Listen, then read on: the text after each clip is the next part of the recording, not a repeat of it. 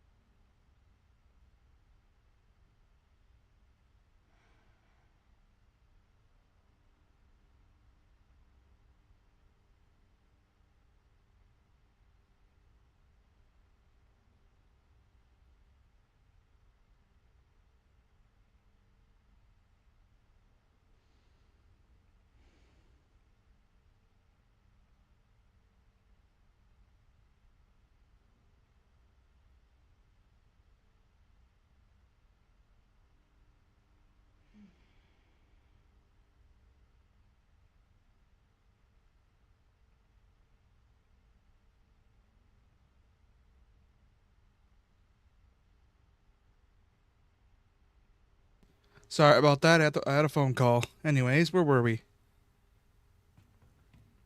Is that Emily?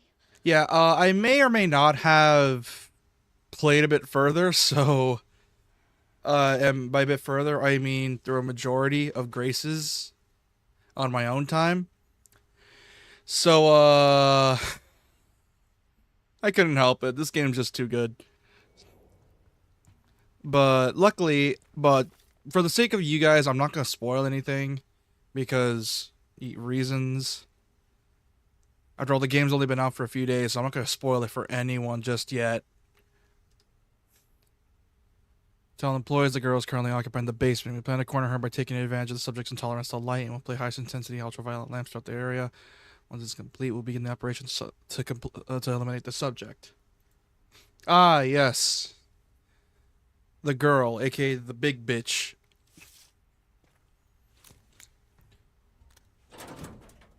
Also, yeah, hold on, I'm gonna check something. Yep. Yeah, remember, I know I said I said I played through the game. That was a lie. I actually beat it. But, for the sake of immersion purposes, I'm gonna pretend I didn't see anything and I'm still here. So I'm gonna pretend this is all new to me. And and I will try my best not to spoil anything. I will explain the current plot, but I will not explain anything beyond where I'm currently at on the stream. For the sake of immersion. I'm not going to spoil anyone, because spoiling everyone here would be a dick move.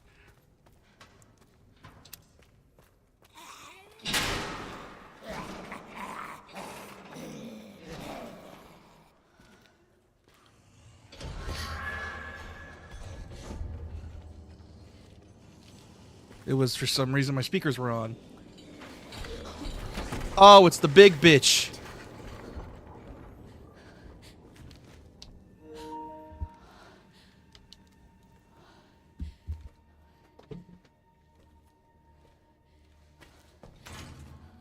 Emily.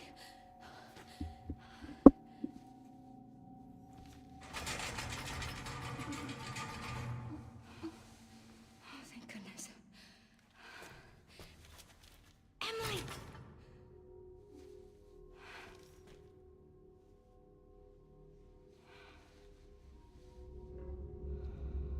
Oh, that's creepy as fuck. It collects things.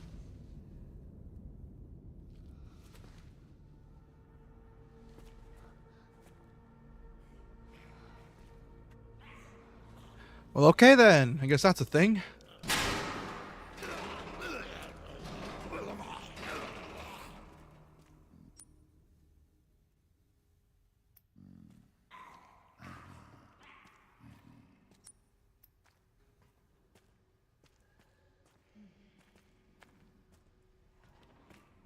Yeah, this is gonna be a weird stream.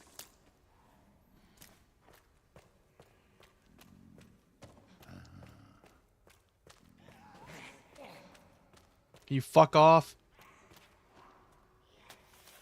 You gotta insert 3 joint plugs and pull the left lever if you're crazy enough to open the cells. The joint plugs are currently being used to power the areas. I've marked their locations on the map. Removing them will cut the electricity, so you better be extra sure before you start messing with them. You can do this. Yeah, alright. There we go.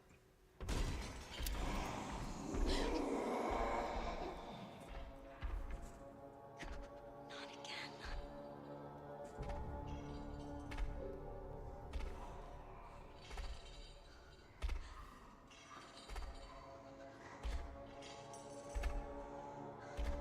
Oh, I can't peek the corner. Shit.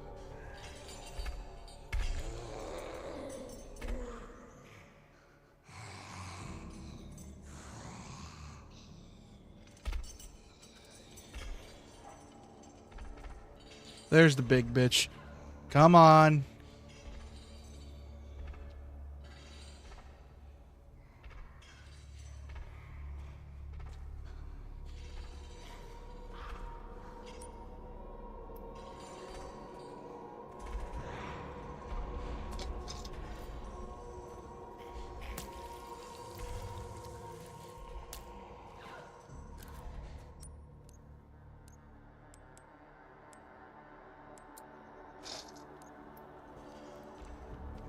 Come on, you big bitch.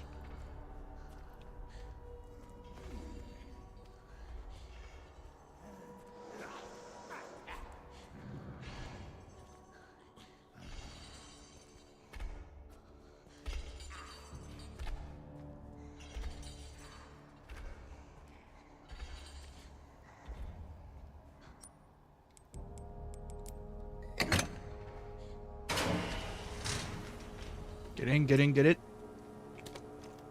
There we go.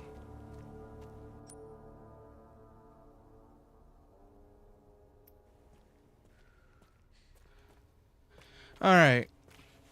Okay, so that's apparently a quick getaway. Hmm. Anything of here to note? Toolbox to the boiler room for repairs. The quality of blood to the laboratory. Oh, the boiler room. Okay, so I need to go to the boiler room, which... Yeah, that's gonna be rough.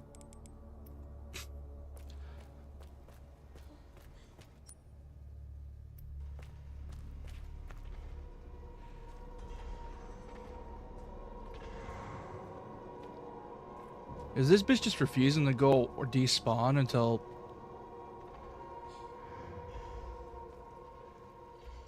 I have a feeling this bitch is refusing to despawn until something happens. Hmm. Oh. I got an idea. I saw a thing on the other room. Oh, the music's gone. She's despawned. She left. Okay, so we good. Let's see. There's something over here. Get that out. And then we can go. And that's a safe zone for now.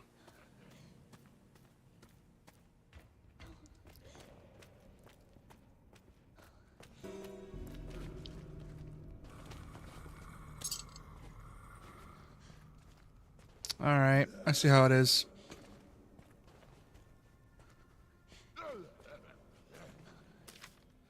Twelve subjects were provided with work, confirmed, infected, and reduced the blood at the processing area. We will increase the turnover rate even more thanks to the increased stock from our supply chain. Everybody started processing today's additions. Sure you have.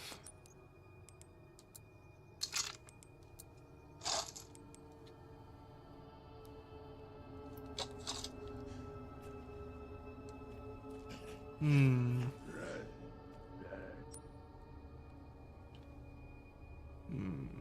Alright, let's see. How am I going to do this?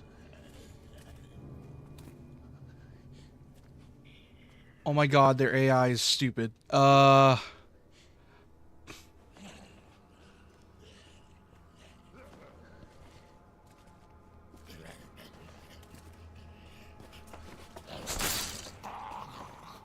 Okay.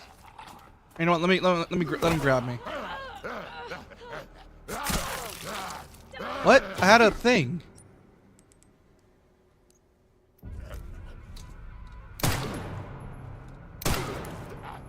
There we go. And here's my knife.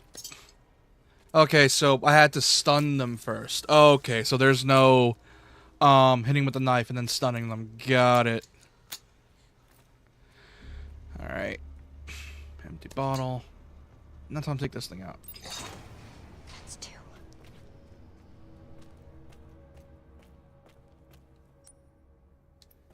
And now time to go. Ah, son of a bitch. I think the knife broke too.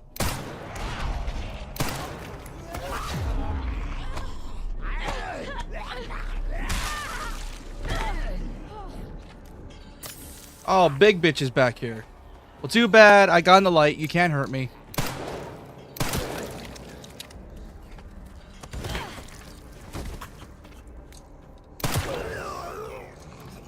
Too bad. You can't hurt me. I am immune to your bullshittery.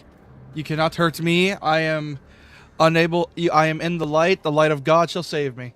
You cannot hurt me. I am subhuman. Hold on.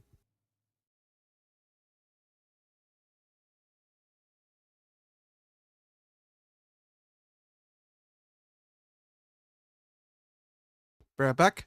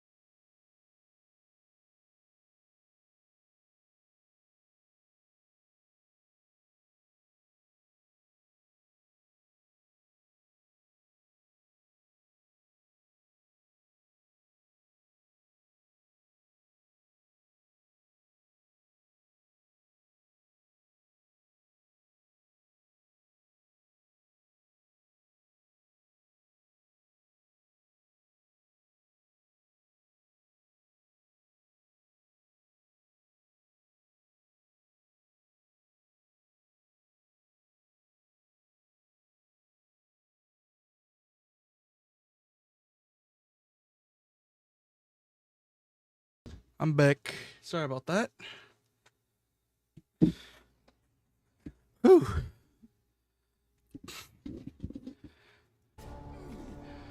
Alright.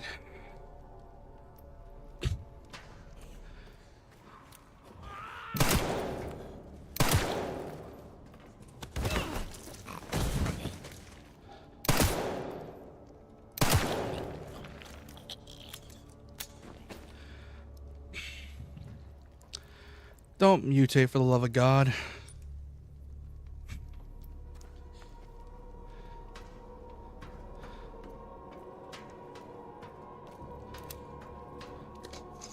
Because that would suck if you were to mutate. So please don't. I'd rather you not. Oh, that's right. I need the toolbox, which I need to get from somewhere. Oh, over here, the power distributor.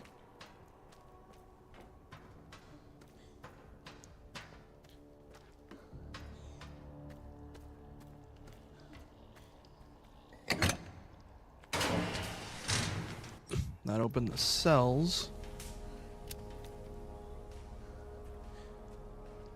Can I? Yep. Bye, buddy.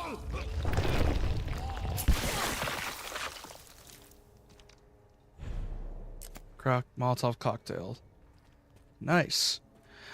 I kind of like the way this game does crafting. So, you need to find recipes throughout the game, and then you can craft it, which I dig it. It keeps you from, and not only that, because this game doesn't have New Game Plus,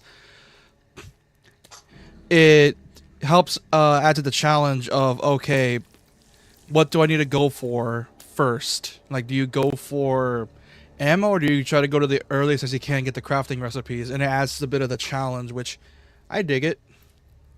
It keeps the game fresh for a while, and makes speedrunning a little bit more fun. Because now you got to think about a bunch of other factors. It's not just getting through the game. Now it's like, okay, what will help me get through this game faster? And then like, which I dig it. Oh yeah, it's survival horror. I'm expected to try to learn to survive like this. The toolbox is right there. But before anything, I'm gonna loot as much as I can before I can progress. I need to go over here to turn off the power. Oh, lockpick. Oh, that's electricity. Shit. Gonna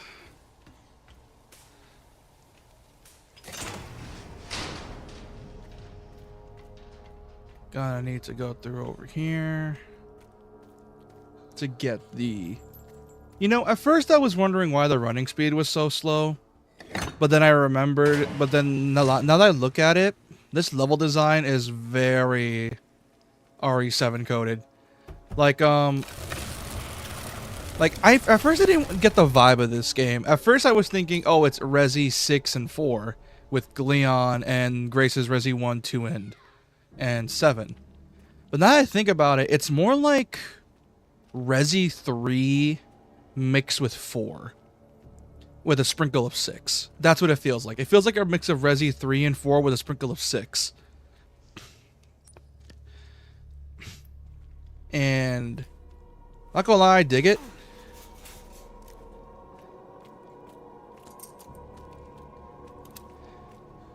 And considering the way this game's designed, yeah, I think I'm gonna like this. That's why I like this a lot. It's really fun.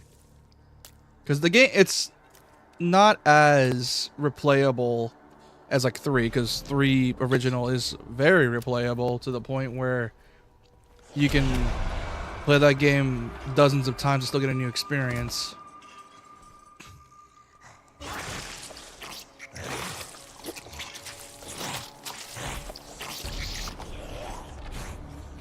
Move. Bye-bye. Can't get me. God, you're creepy.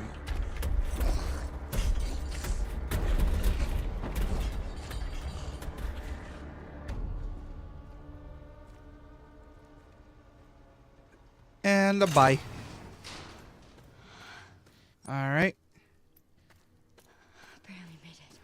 If by barely you mean, yeah. Also, I like how you can, if you sneak past her, it makes it so easy. Like, because they give you just enough room so that when she stands up, you can go through the fence. So that's a neat speedrun trick. All you gotta do is just gun it for her spot, and then boom, she just goes away immediately once you get in the light. Because once you get in the light, she just goes away.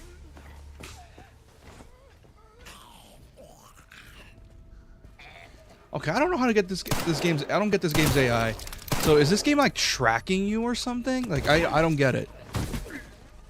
Because like once you get spotted, they just know where you're at, even if you try to sneak away. So I'm guessing it's a radius thing, where, like if you want, like I guess it's a radius thing. Because if you want to avoid zombies, you need to get away from them from a certain distance, and then you can come back for them. That's what I'm assuming. Because I'm trying to think of something else, and I'm not getting anything much.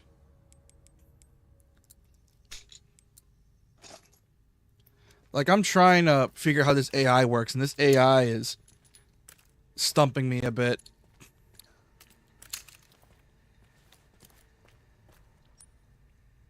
I'm trying to figure out how this works, and it's hurting my brain a bit.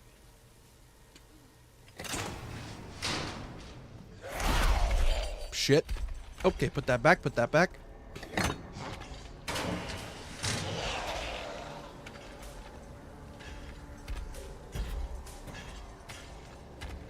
Try to get over here. Come on. Come on.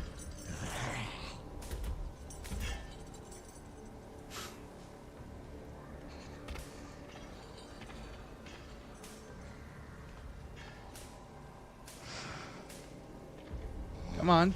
Go away. Go away. Come on. Go away. There we go.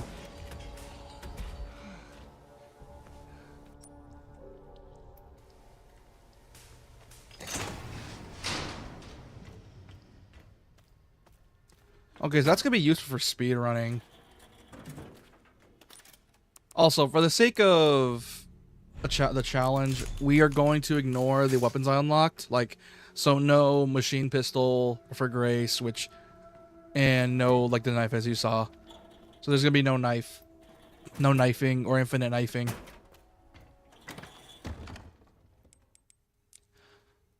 Also, put these away, because it's... spoiler alert, you don't need those after the main section, which sucks. Because they go through the effort of making these antique coins, they don't do shit with it.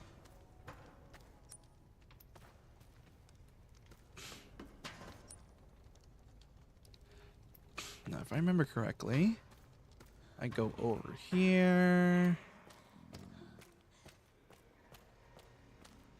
And now I got the bolt thing over here. And I'm smart.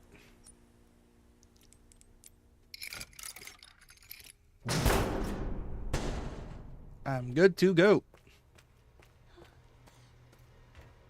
Because I unlocked this section, it's going to make it easier to progress in case Lady spawns.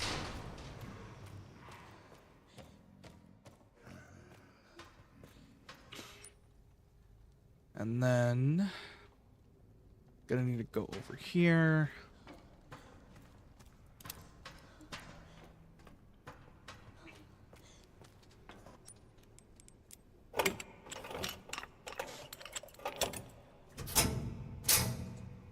Put one in there. Then go back up. God, this game's so good. You know, for what the level design this is, because apparently I looked up reviews, and apparently a lot of it, people thought that Capcom was lying about the whole splitting in half thing, and then they... Oh, you're a very funny game. God damn it. And people thought that Capcom was like overshotting it, and then they realized, nope, that was right. They were perfectly accurate. It's just the fact that...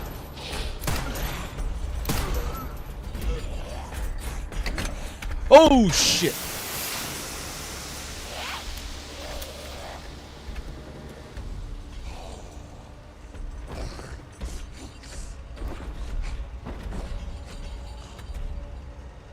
Son of a bitch. But yeah, like people thought. Apparently people were like a bit worried about like the Capcom not being accurate with the statements for the split in half thing. Luckily, people were proven wrong almost immediately, because at first you would think, oh, when you go to Grace after Leon, it's like it's such a short segment because obviously we streamed that bit of the game. Like it's a short, like people thought it was gonna be a short segment, and they were kind of lying about it. But nope, it's equal. I will not say why it's equal because of spoilers, but yeah, it is equal. So people's worries, you don't gotta worry. Why? Because that is the reason why.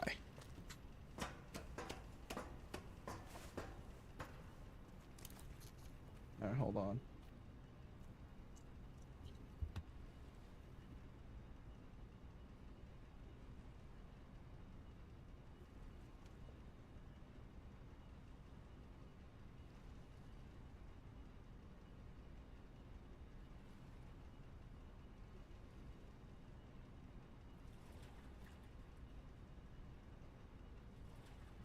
Sorry, I was eating. Anyways. The smell. Well, yeah, you're in a room full of blood, lady. Also, that body is not rendered in right. That body is... I like how... Hold on. I don't know if you guys can see that. I like how that body's rendered in already. But because of the texture, it makes it obvious what's under there. Yeah, I think Capcom's gonna have to fix that, because I think the opacity is a bit too... light.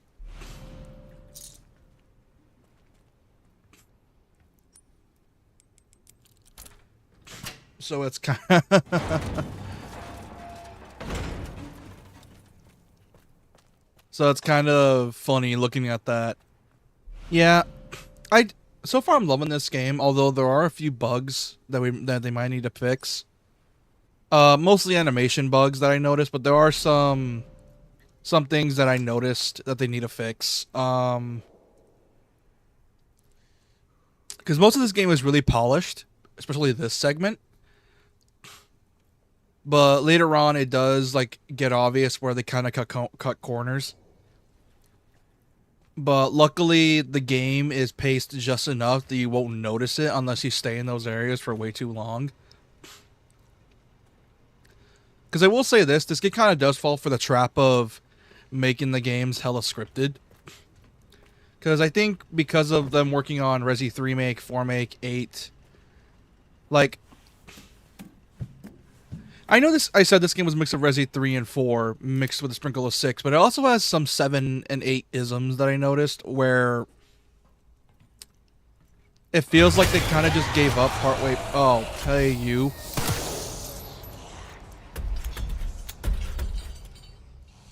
Because it does kind of feel like they're kind of running out of ideas for this part, because obviously the whole point of Resi is that the game is paced in a certain way. Obviously, the reason that... I know I talked about this before in the past with like 7 and 8. But... the thing is with 7 and 8... 7 and 8, you kind of... How do I describe this? It's like... when they're building up to the climax, you can tell when...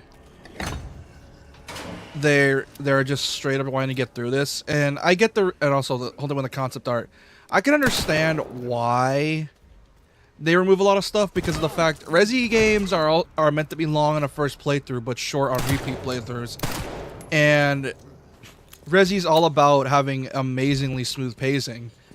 The problem is that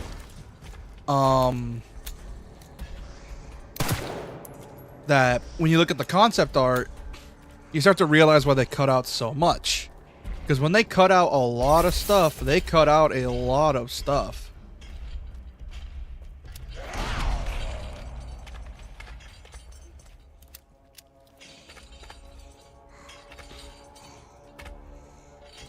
And I mean, they cut out a lot of stuff. Because if you go through the concept art of 7 and 8, there's so many unique designs for each of the areas and enemies. Like 7 wasn't just meant to have the 4 Baker members. Like it was a lot more than that. There's gonna be like way more family members, but because of obvious because Rezi's known for being long in the first playthrough, short on repeats, they had to cut out some because obviously they don't want to have another Resi 6 problem where they use so much stuff and they use repeat ideas that, well, it becomes stale. And I have a feeling that it was kind of a thing in 8 and 9 right now, because it feels like there is some stuff on the cutting room floor, like most games, but Resi has a lot of stuff on the cutting room floor, like a lot of stuff. Like it's like you'd be surprised how much they have on the cutting room floor, because there are times where I would look at the concept art and think, wow, that looks like they should have been kept, or wow, no wonder they cut this out. Because I will say this, Capcom has a lot of creative people behind their dev teams, but it feels like they have to limit themselves because of the fact they got to figure out what's the best ideas to keep and will be a benefit to the game, but also remove the ones that will mess with the game's pacing the most. Because here's the thing, 7 and 8, it feels like with 7 and 8, they were so obsessed with the monster movie isms that they forget they're supposed to be making a horror game. And I get 8's meant to be like fairy tale, 1960s monster movie horror. But at the same time, it feels like, and the devs said it themselves, by the way, they had to tone down the horror, which explains why 8 was made the way it was. And don't get me wrong, I love 8 for what it is. It's great. But I can understand why they got rid of it or toned down the horror, because I know I've said this earlier, but 7 was terrifying. Like, it was scary for a lot of people. And Capcom noticed that, and they realized they probably went too hard, and it's like, okay, we need to tone this down, or else people are not going to beat this game.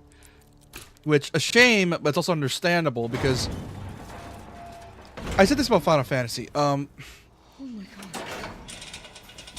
Here's the thing with Resi, and that's similar to Final Fantasy. Resi is meant to be baby's first horror game. It's meant to get you into horror games. It's meant to be the first game. It's the popular choice. It's the reason why survival horror is even such a big genre to begin with. But obviously, because it's baby's first survival horror game, you can't exactly push them hard.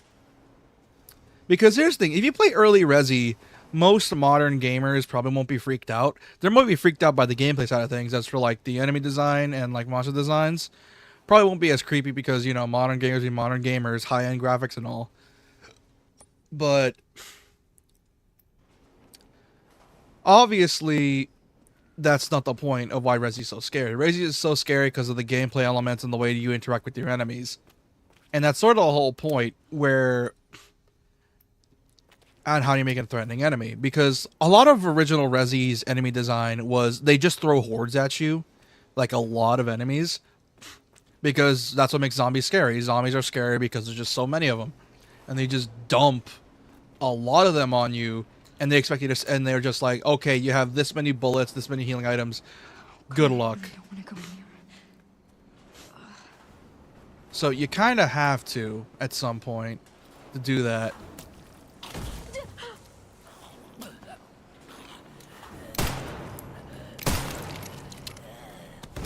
And but luckily nowadays, because Capcom's fixed their ways, I'm gonna say this, and it's gonna feel like a crack theory. I feel like 7 and 8 were meant to be experimental. They felt experimental. Like, obviously the whole first-person thing, and the third-person thing. And the remakes also were meant to test their theories as well, because I feel like the remakes were training the devs. How do I say this? this is my crackpot theory. I feel like 7 and 8 were meant to be more experimental to figure out what worked and what didn't, and then remakes 2, 3, and 4 were meant to train the devs on how to make proper old school Resi survival horror / old school Resi action horror like Resi 4 or 5. 4 and 5, I mean. So now that they did the remakes and also were able to be trained properly on how to make a Resi game proper, they use that experience for 9, and that's why 9 feels so weird, because 9 is a mishmash of a bunch of different Resis in one game. Like, you have Grace feels like Jill from Resi 3, but obviously not as action-packed, because of course. Like, she feels like a mishmash of Resi 2 and 3 gameplay styles. Because you have 3 Remake, which is the stun an enemy, push them down, and then take them down instantly. But minus the dodge, you need to stun them. But she has, like, the movement of Leon and Claire from Resi 2. She has the capabilities of Jill from 3 minus the dodge. And has the movement of Claire and Leon from 2. And then Leon's sections, from what I played earlier, is very reminiscent of 4 and 6, ironically enough. Because it's essentially a weird amalgamation. It's essentially, what if Resi 4 Leon had the combat moves of his Resi 6 counterpart? And that's the vibe that the game gives me. It gives me a lot of, like, for Leon section specifically, Resi 4 with a sprinkle of 6. Which, considering how action-packed 6 is, it's understandable why, because I will hit on 6 all day for a variety of reasons. Combat's not one of them. If you shit on RE6 combat, I will fight you on this. Because Resi 6 is possibly one of the best third-person shooters if you want movement, because you have your side rolls, you have your jump backs, you have your backwards jumps, you have your dodges, you have your counters, you have a lot of stuff. And if you want a really fun third-person shooter, I highly recommend 6 if you just want to have fun with friends. But obviously, it's a survival horror game. It sucks because, well, that's the whole point of Resi. Resi's meant to be a survival horror, at least generally.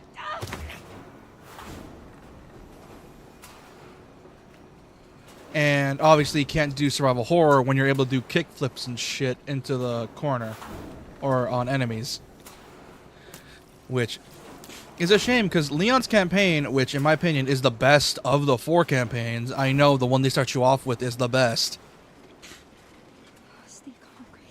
is that I feel like the best way to balance the game is that balance the game in terms of like gameplay balance is make the enemies as strong as you. That's my best interpretation of it. Of basically, if you're gonna give the player this many moves, justify why they need all these moves. And I'm gonna take something from Souls games real quick. Sekiro. I know, weird comparison, but let me finish. Despite the amount of moves they give you in Sekiro, they expect you to use all the moves and weapons in Sekiro and the equipment. They still expect you to use everything in your kit to your benefit, like the spear, the axe, the fireworks, and that's what makes that game so fun. And I know, and I get it. People like to say like, "Oh, Sekiro's only fun on the first playthrough." Sekiro's fun on the first playthrough if you're not creative enough. You see, they gave you all those tools for a reason, and this is where you got to put CAG logic into this, where the game is at its best when you're using all your tools, or at least most of your tools, to like a certain extent. Because the moment you have access to most of your tools is when things get really fun, because you're allowed to get creative with it. Resi 6 is kind of the same way, except on a much smaller scale. The problem is that Resi 6 doesn't really rely on most of your tool set. Most of the time, you're kind of just, well, left there to shoot and take cover, because unfortunately Resi 6 got hit with the Gears of Duty treatment following gameplay trends. And it sucked, because despite Resi 6 having amazing movement options, the devs don't want to take any advantage of it. And it sucks. Because the game has amazing systems to work with, but it doesn't give you a reason to use them. And you can't just apply the, just make your own fun, use them. The problem is players nowadays don't like willingly using their other tools, because obviously players have a preferred gameplay style. No der. The problem is you can't do a preferred gameplay style, and the problem is with games like that, you can't just make them use a certain gameplay style, because they will get upset, because it's going to be like, hey, I can't use my stuff. Why can't I use my stuff? And unfortunately, not everyone has the DMC mindset of, make use of all your tools to have all your fun. People don't like using all their tools. People like using the one thing. And it's a hard balance to strike. Because how do you make the player use all their tools, but not make the game so punishing that it feels like they can only use their one tool? And that's probably why game balancing is a lot trickier than you'd expect. Because when it comes to game balancing, a lot of things can go wrong really fast. And the more tools you add to your game, the more harder it is to balance. And it's why games like Sekiro only give you the one weapon, because it's all balanced around the sword and your small weapon tool set. And they only make you use that type of stuff. But at the same time, there are times where I question why FromSoft can't just do another Sekiro, because another example would be Bloodborne by them, because Bloodborne, one of the benefits of that game having only melee weapons, they could design the game around the melee weapons, because they're all so unique to use, and because they're all melee focused, they don't got to worry about that many different weapon types. There's like a variety of weapons all with their own movesets, but at the same time, they're not gonna get in your way. They're all so gelled well together. And you probably wonder how this has to do with 9.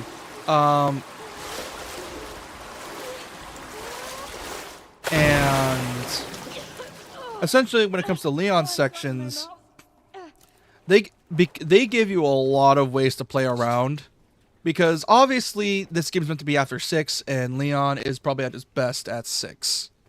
In terms of, like, gameplay. In terms of, like, movesets and gameplay. Like, he's, like, doing his backflips, he's doing all that stuff. But at the same time, in 9...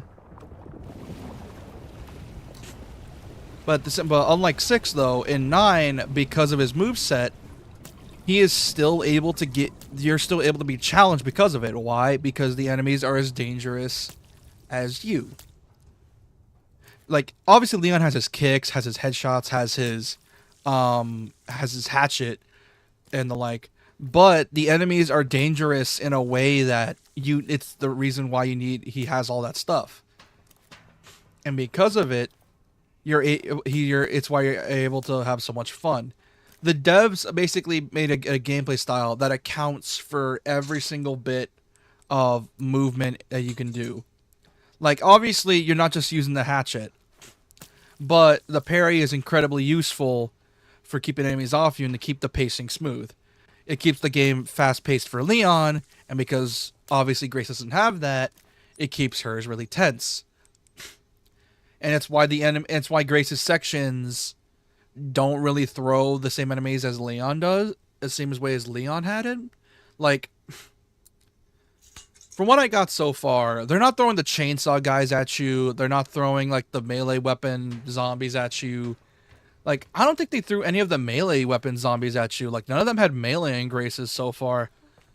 So, and because of that, that let the devs control what enemy types you're going to deal with Grace, because obviously the melee weapon types would probably be too much for Grace's sections. I can't say for sure on the 3rd difficulty, because I know for damn sure they're going to throw them in like the harder difficulties, which I looked up if there was a harder difficulty, and there is. It's called Insanity Mode. And apparently it does mess with stuff. I just don't know the account of the messing with.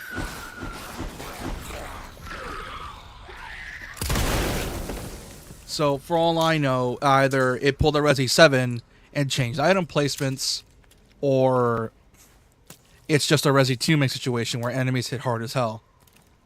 I will not know. Because for all I know, Insanity Mode has that enemy that's hard to hit, or the lady, and her whole thing is literally just, oh yeah, we're gonna hit you with the goddamn stalker enemy, which, not gonna lie, I am kind of annoyed by the whole thing.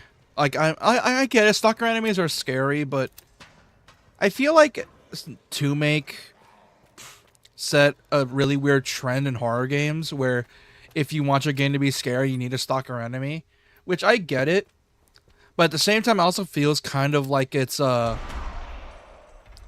just like a band-aid solution to make your game scarier.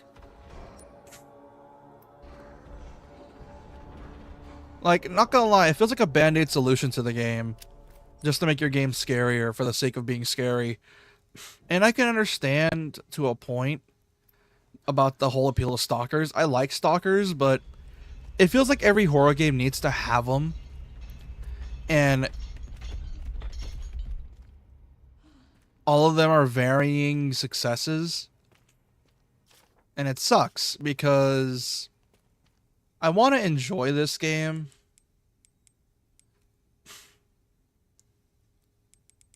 But there are times where it's just like, yeah,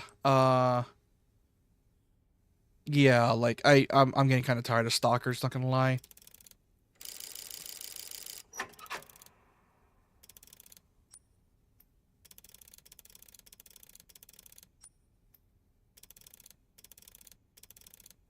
Shit, I fucked up.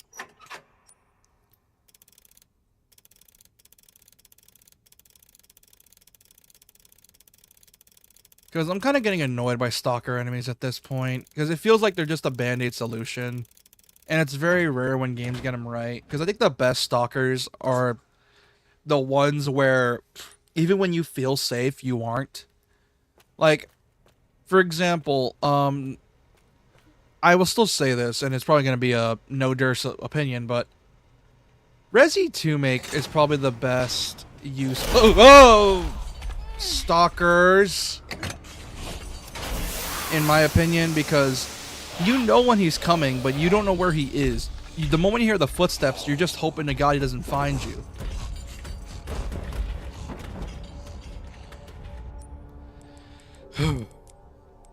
Whereas most other stalkers in other horror games are just kind of just like, I'm here now, be scared.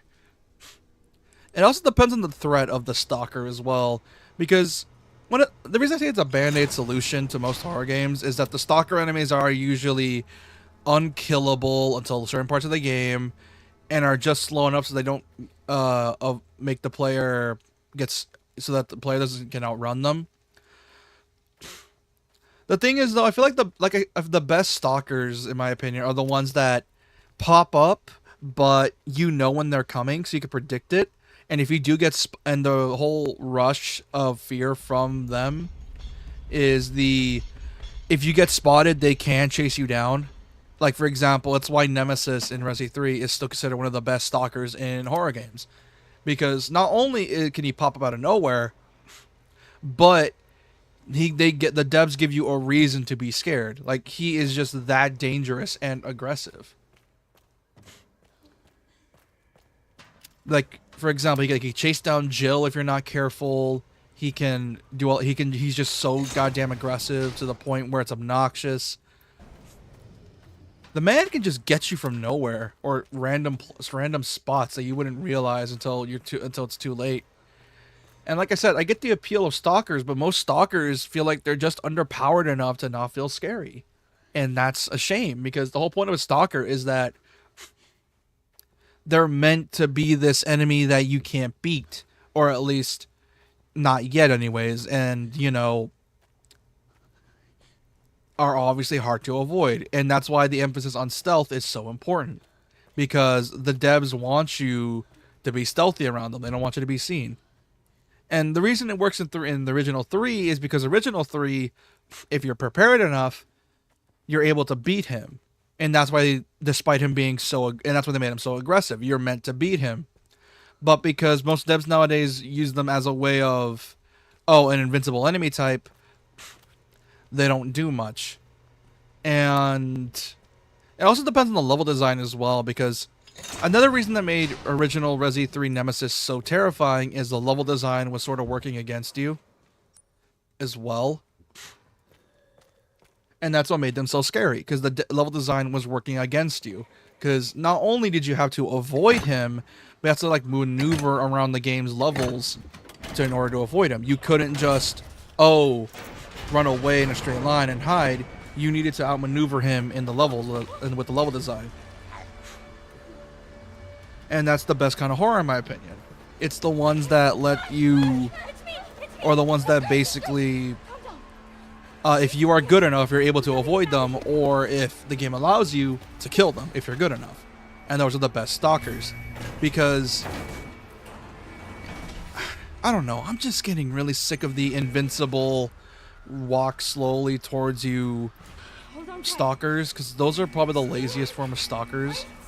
2 makes the exception because of the fact that you can at least prepare for him to show up. You can prepare for him. But when it comes to every other horror game that does it, it just doesn't hit right, because the level design is either not good enough to justify it, Just spinning you down. or Why won't they close?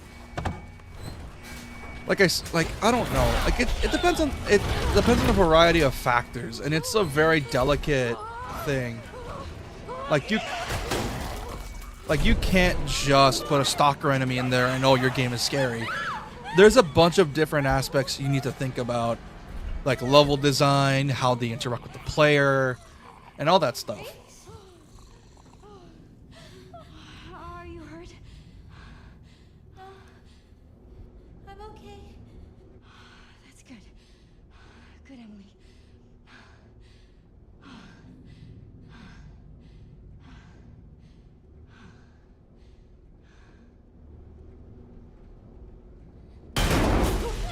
What's going on? Oh shit. That ain't good.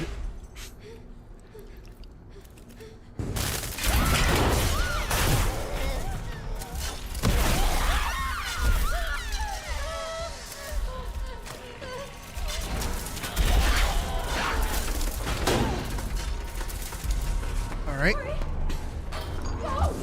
Time to get out.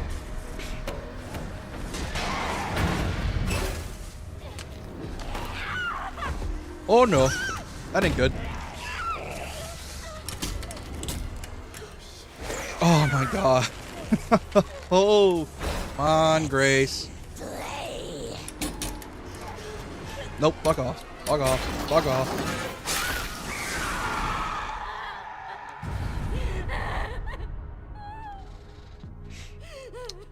I like how she was prepared to lose a leg, and it's like, oh my god. God, that framing. Oh, that framing is so terrifying, because they made the actor do that on purpose to psych you out. And it's like, oh my god, Grace lost her leg. And it's like, nope, never mind. Grace? Like, I love the framing of that. Grace? You okay? Hey, Emily. Yeah.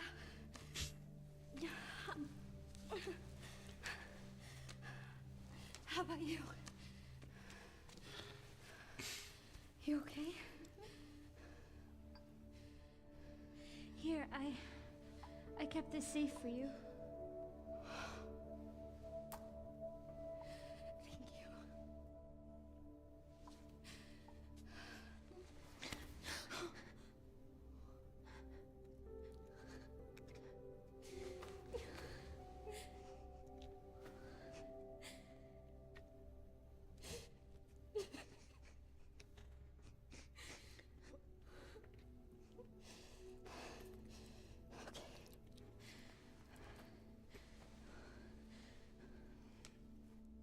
I know I said this right now, but God, Grace's actress is so good. Let's go. Like, she puts her all into Grace. And I remember when me and Apero found out, like, holy hell, like, no wonder this actor's so good. She's got range. Also, what the? Wait, what? Hey, Emily, do you maybe want to leave with me? It's not safe here.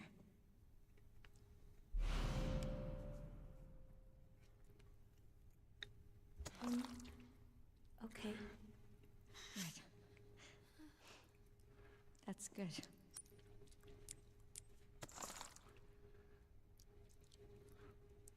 Ew.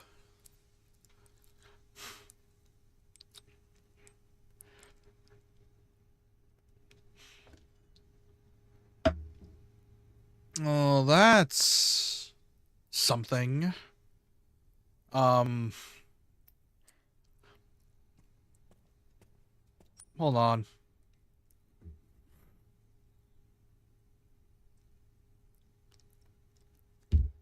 Remember looking up this up because I found something in my own playthrough.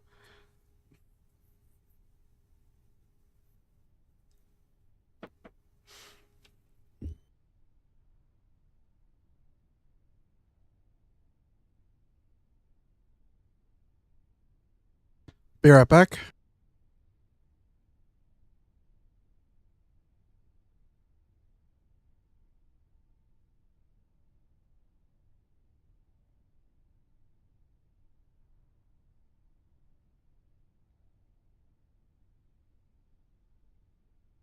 Okay, I'm back.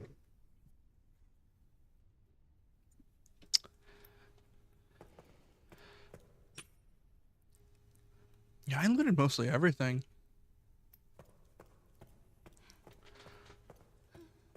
Oh, okay. Also, I looked up what the hand is. Apparently, it's for a puzzle that people still have not solved yet. And hold on, I'll be right back, Emily.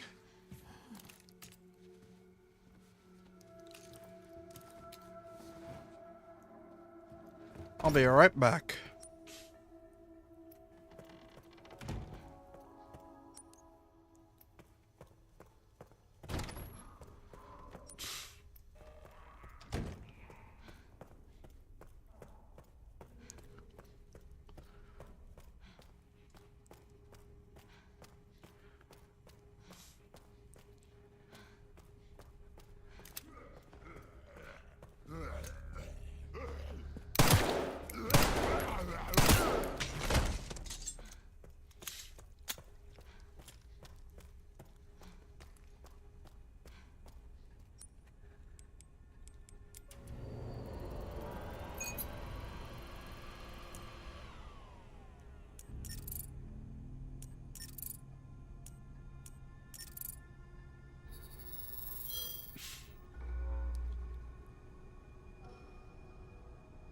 What the fuck?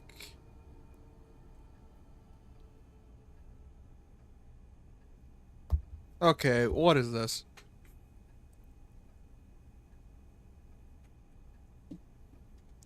What the hell is this puzzle?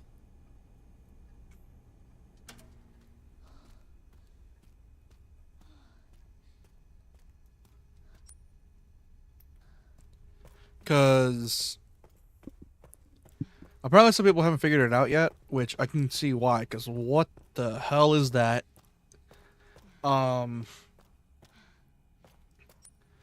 That is a um that is a puzzle that exists, and I have no idea how it's supposed to work, but okay, I guess.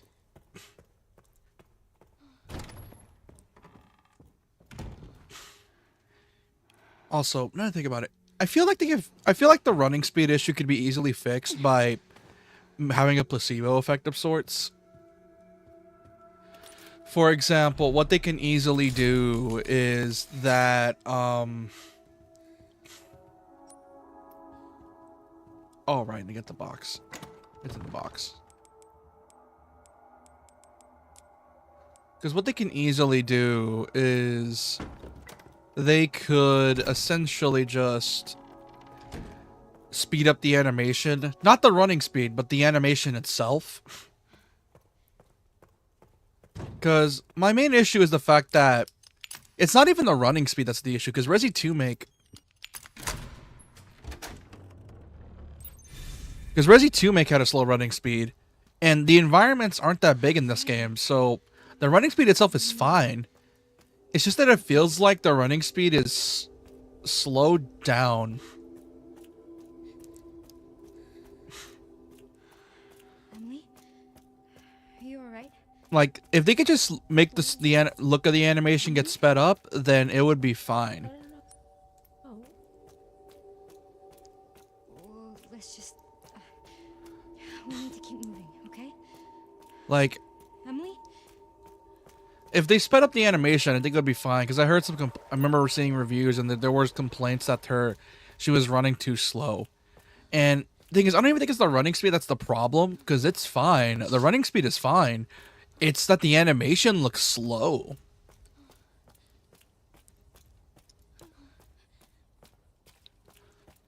Like, if they just sped up the animation a tiny bit, I think it would look fine, and it would have that placebo effect of, oh, the character is moving that fast, it's fine. Because 2 make and 3 make, Jill and, like, the running speed was normal. They weren't running that fast. It's just that the animation made it look like it, and it's a weird placebo effect, essentially. Because the level design's not that big, so of course the running speed's that slow. And you still have that urgency, because it still feels like the characters are rushing to avoid enemies, or to get out of here as fast as possible. So it's that weird disconnect between the player, because some people complain that, oh, why is Leon and Grace running this fast? Why aren't they go full on sprinting? Well, simple. Because if they were to full on sprint, you'd beat this game in like 4 to 6 hours. This game is meant to be a more slow paced horror game. You're not playing Last of Us. You're not playing Last of Us. You're not playing Dead Space. You're playing Resident Evil. Resident Evil is, depending on the game, slow or fast paced horror, or action horror, depending on the game. And this is obviously a mix of the two. Anyways, be right back.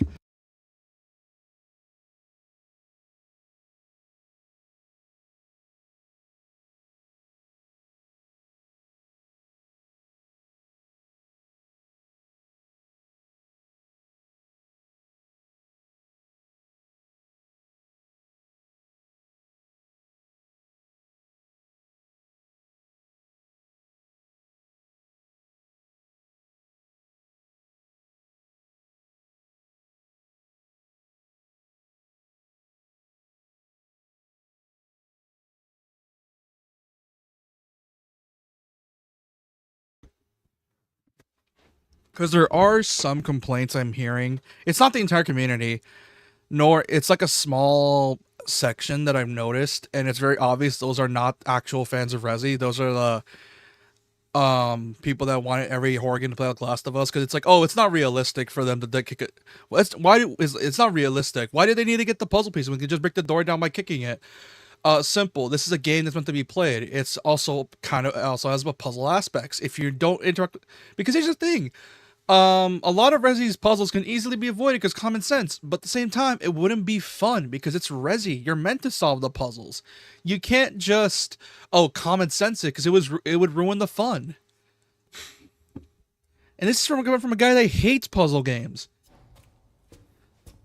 Stay right there. It's okay. We're not infected. So you're normal? I think so. Thank fuck. Which is another reason why I don't like Last of Us. Those I feel like it ruined the perception of how a horror game should be. Who are you? You don't need to worry about me. I'm tired. I know. That your kid? What's... This? Old war wound. I can't run away even if I wanted to. Is that so? Can you fly this? Sure can. My bastard boss took the key. He's totally not gonna die. No. I could fly us all out of here. If you go get it for me. It's in there. I'd go myself, but I can't outrun those things, not with this leg. Are you lying to me? Have you seen the same shit I've seen? Man, I love Grace Look, as a lady, character. We're out of options here. How much longer do you think any of us can survive? Can I go back to my room now? It's not safe. Hey, we can help each other. I'll protect her. If you get the key, I'll keep her safe. I promise.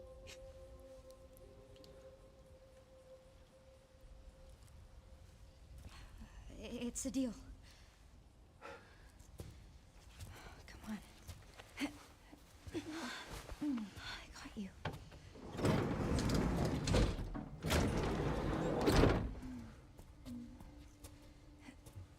Ready? No.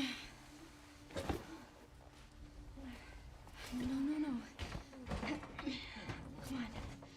Gotta strap you in. Oh, I'm Grace, by the way. This is Emily. Harry, Thank you, Harry. no problem. I'll be right back.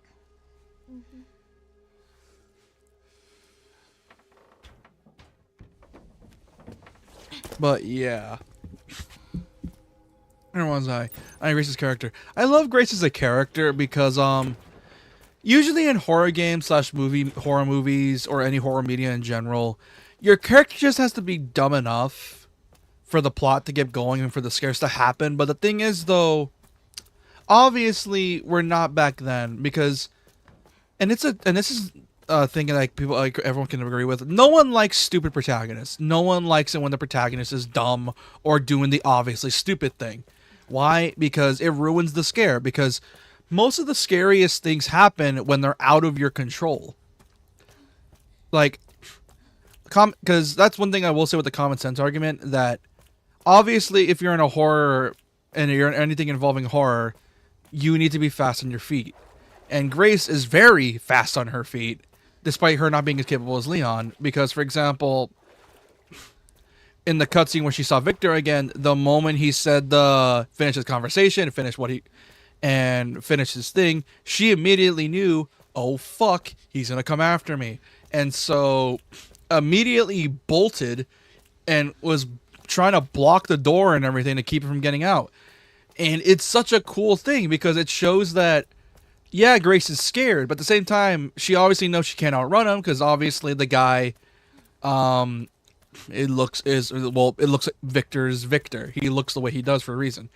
And obviously she knew she could take him head on, so she needed to just delay him as much as possible. And that thing with opening the door and hiding behind the cabinet, it was like, oh my god, she is a genius. Because obviously, one of the best horror movies, for example, I'll bring up, The Thing, none of the characters are dumb. They're not stupid. But because of the nature of the enemy they're fighting, it makes them paranoid and it makes them scared. Why? Because they're dealing with an enemy they don't know how to deal with. So they're doing the best they can out of a shitty situation, which is what every single horror movie should be, making the best out of a shitty situation. Obviously, you can't just give them a gun and all that stuff. You obviously be creative with it. So if they were to just basically allow for the characters to have common sense to a point and have that suspicion and disbelief for a tiny bit, like, because a lot of the best horror movies, in my opinion, as well, is that they have a low suspension of disbelief, because obviously you're gonna have to do whatever you can to avoid the monster, and I love it when anything horror related does that, because it makes the characters not stupid. Oh, but they need something to be scary, and I'm like, yeah, fuck that. Why should a horror movie protagonist be stupid? Like, that's what's probably plaguing a lot of horror media, in my opinion. The fact that there's this weird thing of you need your protagonist to be stupid, and I think that's such a shitty, low effort, literally no effort excuse of making your characters dumb and making them do stupid things. Because, like I said, no one likes a horror protagonist that's dumb. And like I said, a lot of the best horror media has the characters trying to work their way out of a bad situation. And that's sort of the whole point. You're putting the main characters in you're putting this main characters in a situation where they need to basically try to work their way out and try to think their way out of this, because obviously if they're scared, people get stupid. And I know I just said common sense is the thing that's needed in horror movies up to a point, but here's the thing. There's a difference between stupid and scared and clever. Because if you're scared and clever, you're doing whatever you can to either delay the monster or to keep them from getting to you. It's not just killing them that is the whole point. It's also trying to delay them. And it's watching that monster slowly reach them. That's what builds tension. A lot of horror movies make characters do dumb stuff because the creators are too lazy to think of ways to just make the character get through this. And that's why a lot of horror movie protagonists are so dumb. And I hate that. Because it doesn't make the character feel like they're trying to survive. It just feels like they're just throwing the character into the grinder just for the sake of shock value. And it sucks because, well, horror media is meant to be more than that. It's not more than just, oh, here's a person horribly dying in the most gruesome way. It's not splatter horror. Most horror movies aren't splatter horror. Most of them rely on like tension and suspense. You can't just throw characters into a grinder and expect people to be scared. It's the suspense to the grinder that's scary, and most horror movies get that wrong. And it's why a lot of slashers have their characters so hateable. Because it's like, oh, you want them to get in the grinder. But the thing is, because people hate the character, they're not going to feel scared for them. It's like they're hoping they get killed. And it sucks.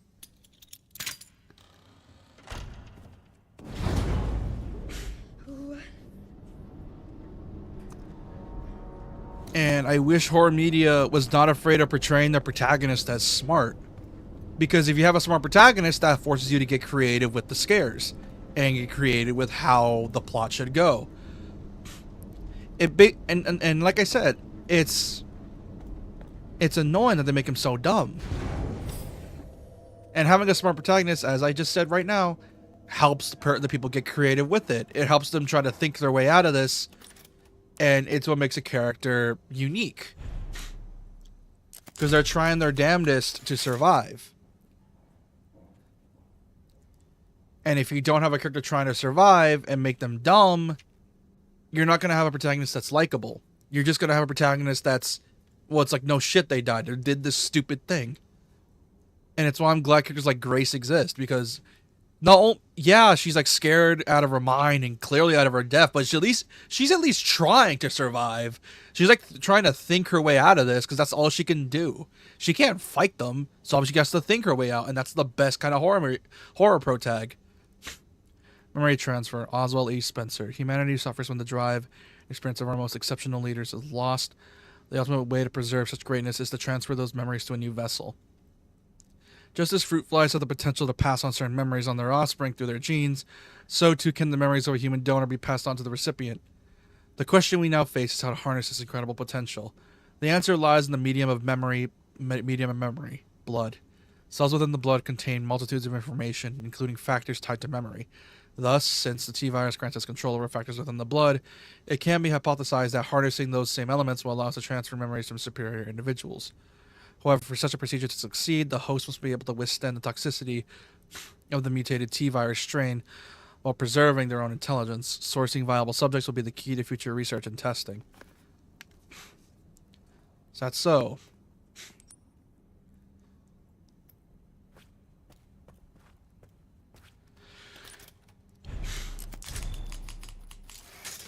So essentially they're using memories to try and...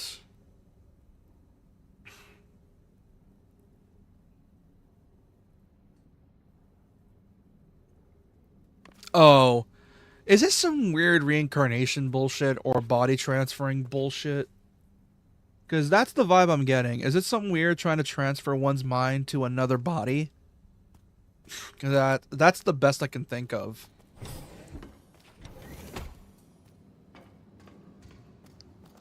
What the hell?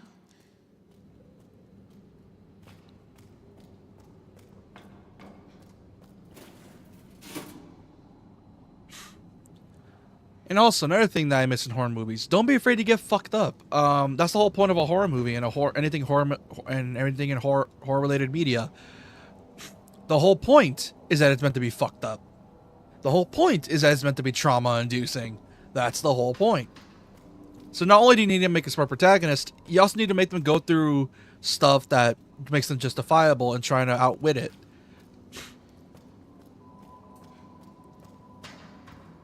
And I'm not going to say another greatest hits, but another one is Alien. They're all trying to figure out a way to avoid everything. And to avoid the alien. Such xenomorph. Of course they're trying to think their way out of it, because of the fact that this thing is in there with them, and they never know when they're safe. For all they know, when they were talking, they would just bust through the door to kill them.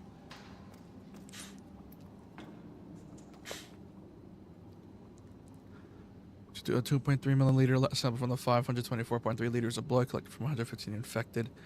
Mr. to Marie, henceforth registered as Subject 170. Subject 170 exhibited increased physical resilience but failed to fulfill the goal of the experiment. The subject showed signs of mental instability before escaping, confirmed for immediate disposal. Okay.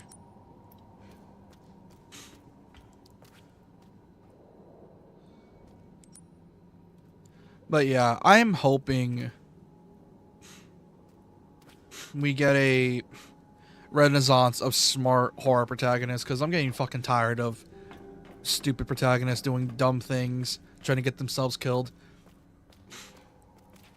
Like I said, I get it. They're trying to survive and woo.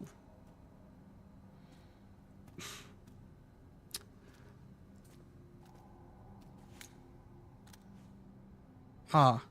That's weird. But yeah. I just wish horror media would just stop portraying their protagonists as dumb. I'm tired of them trying to use dumb protagonists to force the plot to be scary. Like, and if you're gonna kill them, earn it. Make the kill earned, not just because they're a shitty person, but because, like, oh, they genuinely made a mistake, not because they're dumb. Here are the results of the comprehensive blood analysis you requested. The genetic information matches the specified data perfectly. STR analysis match, SMP analysis match, to match. 4.2. What the? C equals 4.2 LY. What the fuck does that mean? Grace Ashcroft, blood analysis. Oh, it's her blood.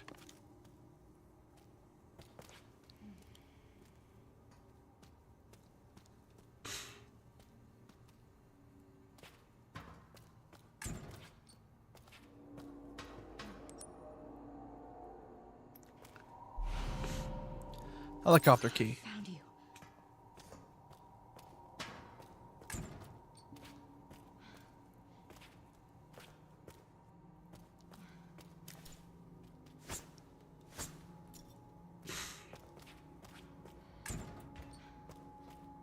That's locked.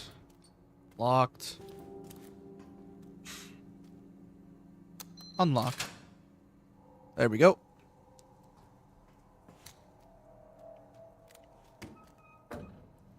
Yes, Zeno, that's correct. All tests have come back positive. I can confirm that she is indeed the one that we've been searching for. If all goes as planned, Elpis will soon be in our hands. Of course. But first I must initiate the protocol. I've done it.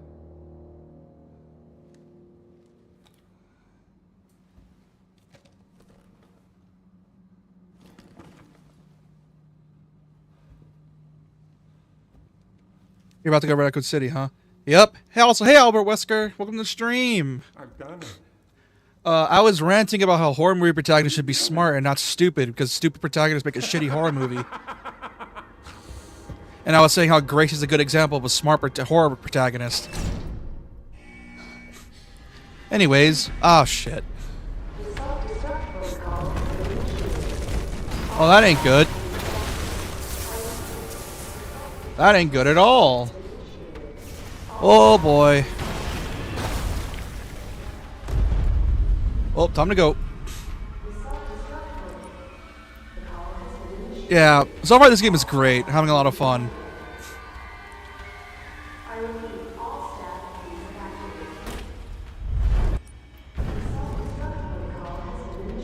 Where's the room? Yeah, time to dip. Okay. Well, I need to save real quick. But yeah, I'm having a lot of fun today. Also, I'm streaming earlier than usual because this is Resi 9 we're talking about. I am playing this game as much as I can. I couldn't stream yesterday because internet issues were happening when it was time for me to stream. But now that I'm here, hell yeah, I'm streaming this early. Oh shit!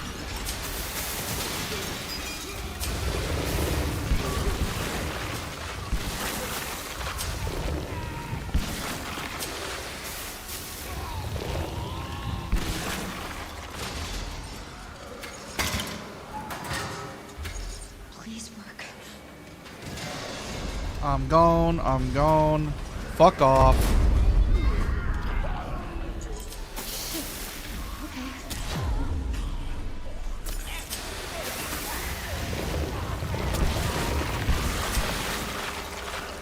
I'm gone.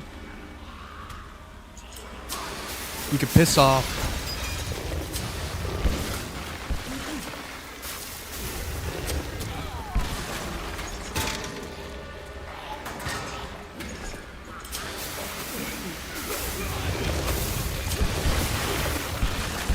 That is so much gore.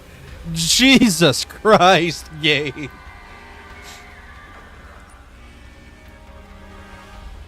There's so much gore when they explode. Jesus.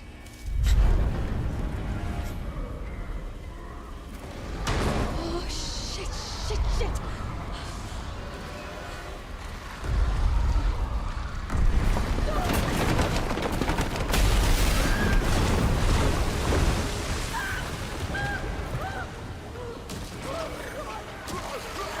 Okay, time to go. Time to go. Time to go. Time to go. They're all mutating. I can't deal with them right now.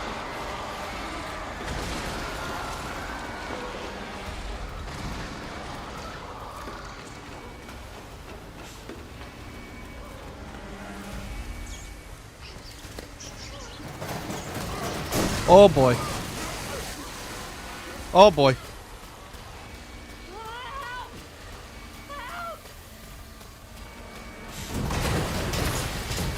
Oh boy. Oh boy. Oh boy. Oh boy. Oh boy. Out of here. God, Grace is covered in it. Jesus. Oh, that shout. The dude, she must stink, bro. Like, bro, she's gotta have that gnarly stank, bro.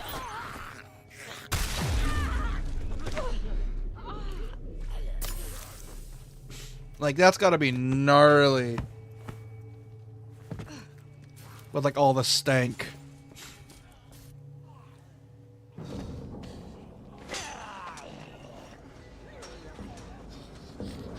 You get it? Yeah.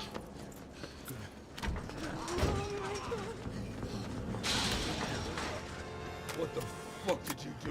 Grace? Grace, what's happening? It's okay, Emily. I'm here. Emily, it's gonna get a little bumpy. I'm right next to you. No, lady, I'm gonna need you up front. No, it's okay. I'm all right. Come on, come on, come on. Oh, there are so many of them. Strap in.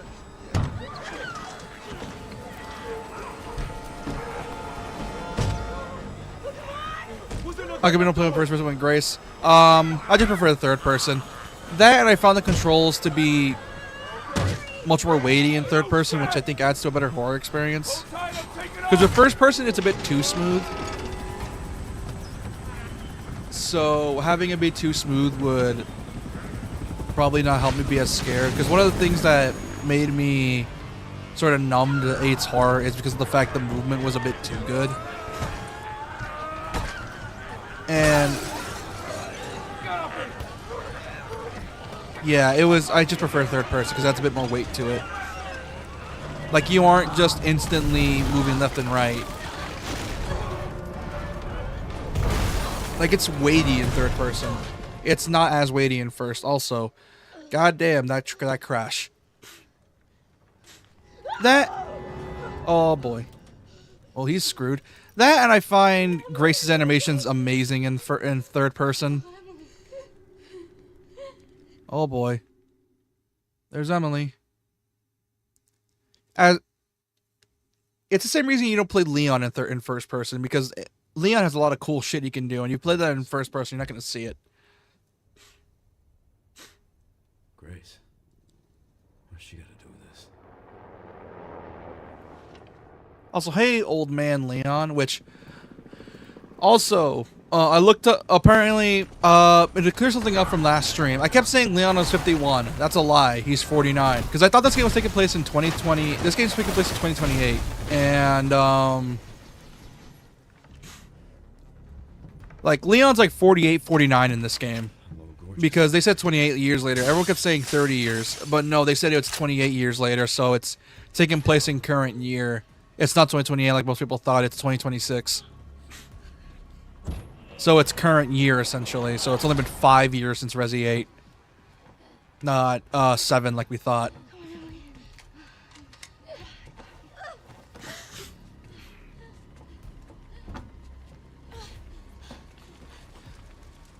The fact that Leon's still doing kickflips, still doing the shit he does in 9 is crazy. That girl just can't stay out of trouble. No, she cannot, Leon. Also got a sick-ass sniper. Sherry, Grace is still here. Yeah. Found some files on Victor's computer. She's connected to this somehow. Also, I don't know how to feel about this game's music. This game's music is very, like, Got it covered. dark synth. If that's how I describe Resi 9's music. Like, Resi 9's music is very dark synth, from what I can tell. Like, a lot of synth in this, which I dig. But, and it makes it stand out from other Resi games. Although, I don't know how to feel about it, because I'm so used to Resi games having this, like, super pronounced orchestra. So, having a Resi game use synth as their main source of music is strange. I think it's April of this year. Yeah, I think it is, too.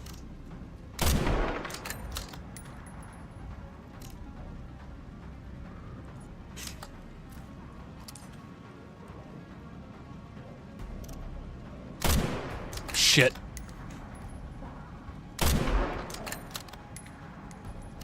I keep thinking the gun is like projectile based, not hit scan. Because the guns in this game are hit scan, but it also goes through the barrel. There's a file in the house we just with Grace and the team was April. Oh, okay. Like, I don't know how, like, this game's guns are weird. Must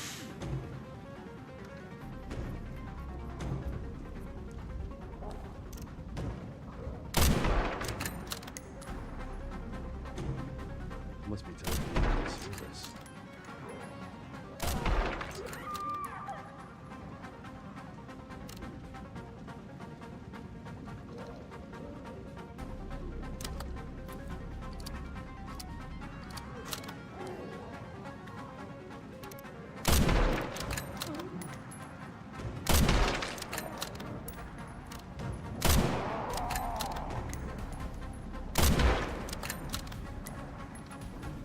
Shit.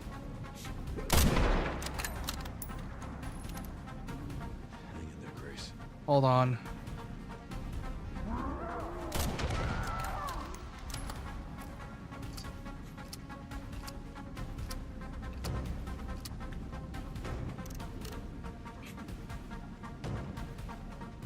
Yeah, the game does have good save music. Like, I like the save theme in this game, although the music choice is definitely weird.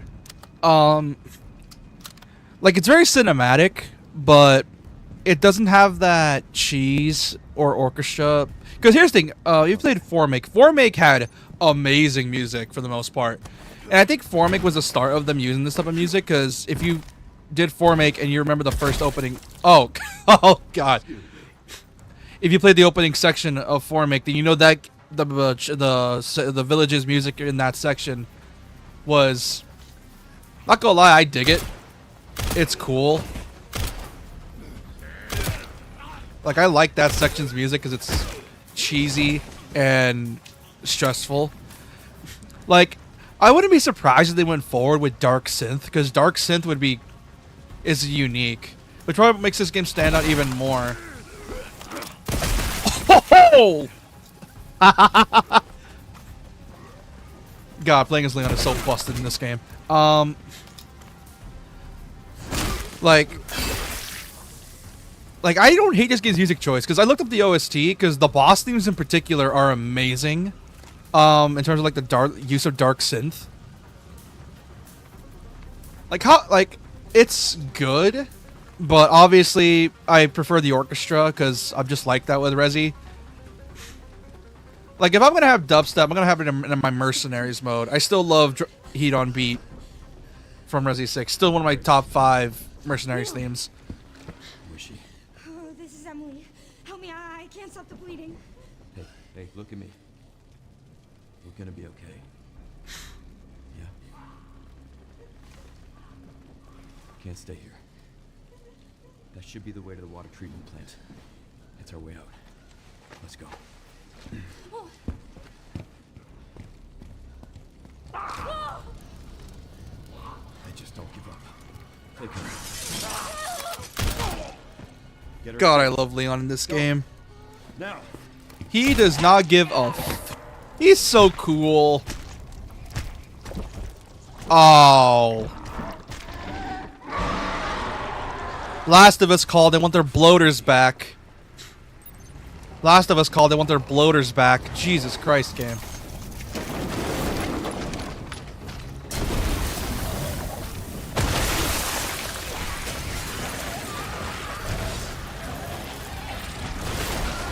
Ah, mutated almost instantly. Look at that.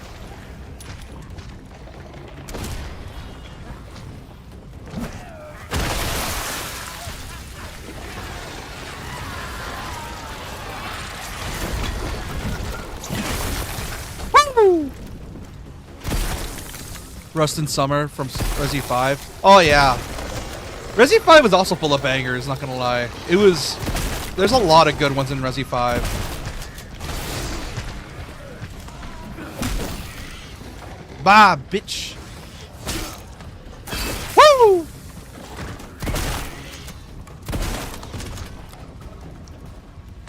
Bye-bye. I like how the devs made their own versions of Crimson Heads for this game. And I'm surprised they haven't revisited Crimson Heads with modern Resi.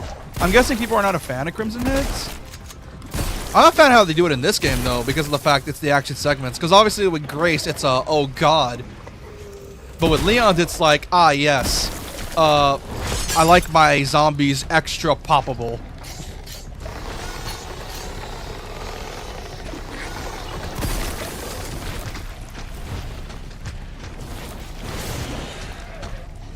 This game also does my favorite thing in most horror games, using the level design against you. And I love it when my horror games does that.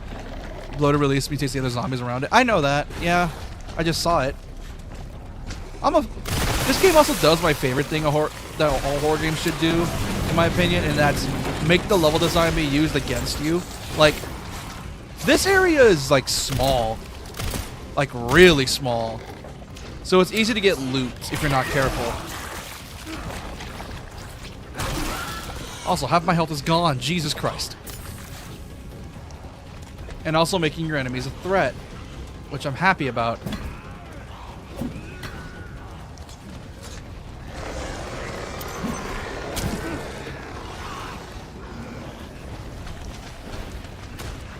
And I love it when they make my horror game enemies threats because it makes them more scary, in my honest opinion. I don't know why.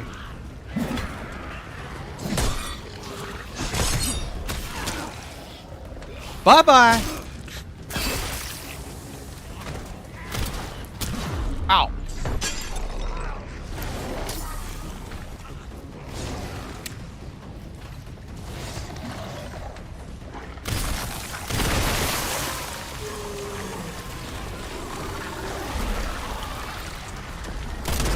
Time to clear out the rest.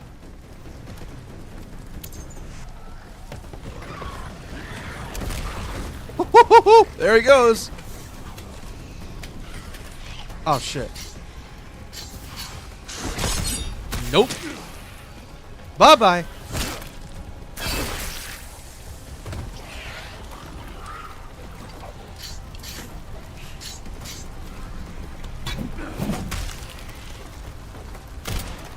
Alright. And your head's gone. God, I love Leon. He's so much fun in this game. He's so fun.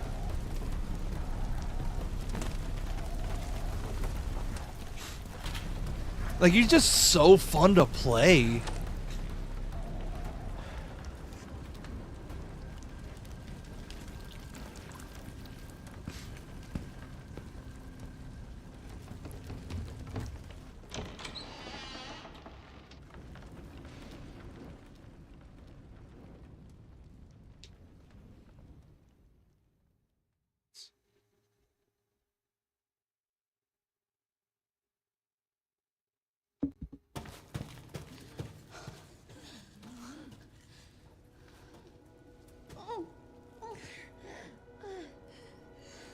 I'll get you out, Emily.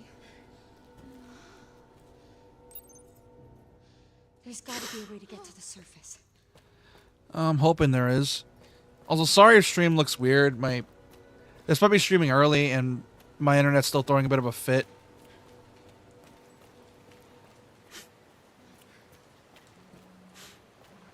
Also, this section. Oh boy. What's this? Because, I know I said I played early. Because after I left the stream, ended stream last time, I played a bit further. I'm sorry, I know it hurts. And by a bit further, I mean through most of it. I'm so sorry. So for the sake of immersion, I'm pretending not to know what this stuff is for the sake of immersion. Just tell Raccoon City. Yeah. Dead end. But for the sake of immersion and because I don't want to be a spoiler dude, I'm not going to put spoilers because that would be a dick move. Can't let that thing hurt her. Yeah, okay. It's okay, Emily. Here. Rest here. Here you go. I need to keep you safe. Okay?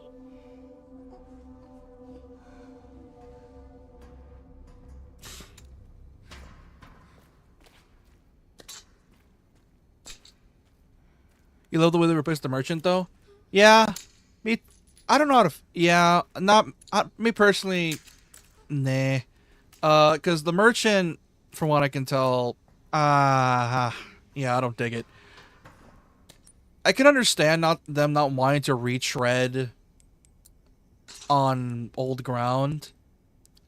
But at the same time, they could have done something better than just what they did.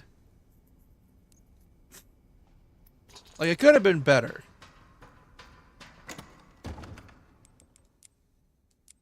Because obviously they don't want to retread old ground and then, like, fuck it up by basically trying to do another merchant. Because at this point, I feel like what makes the merchant unique is because it's the merchant. And obviously with the Duke and the original merchant, they obviously struck gold with those. It's going to be hard to try to outdo the Duke and the merchant. Like, the Duke is very jolly, and I love that guy. But yeah, it's going to be hard to outdo the merchant.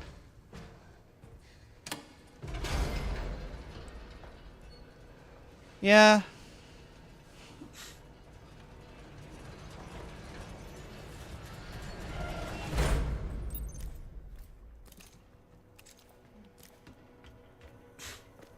Man.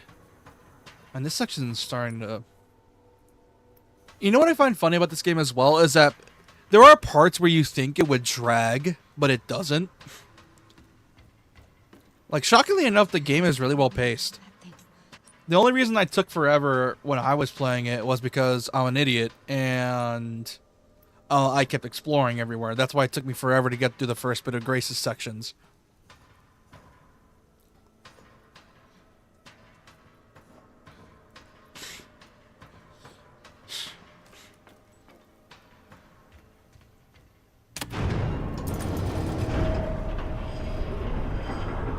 But obviously, once you get to, like, I'm pretty sure Leon sections, which is Raccoon City, which, I mean, it's obvious at this point. The devs are making a big deal out of Raccoon City coming back. Get the power room.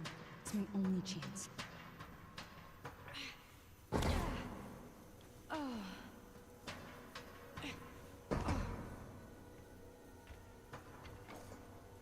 Oh, the extreme's crashing.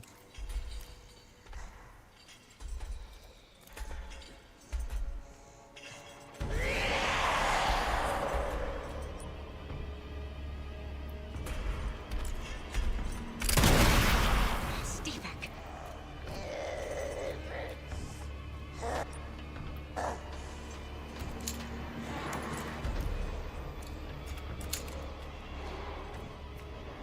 I think I went the wrong way.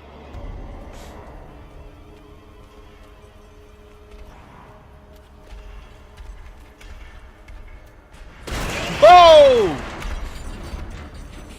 Wait a minute, stop. Just die already. I really need to save Requiem rounds.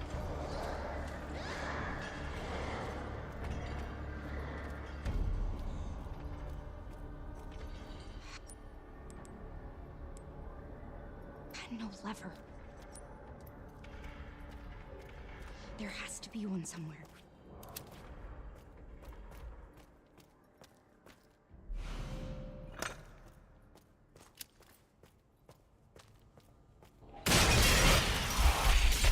Oh! Oh, she can do that? She can do that. Okay. What the fuck? Yeah, exactly. My response.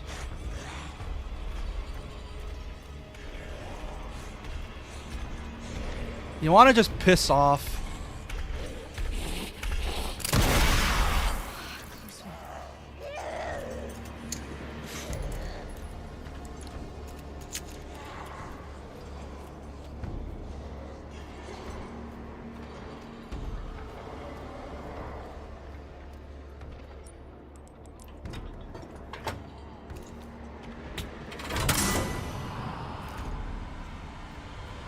I don't know. I'm just not a big fan of the way they did the merchant in this game. Only one more.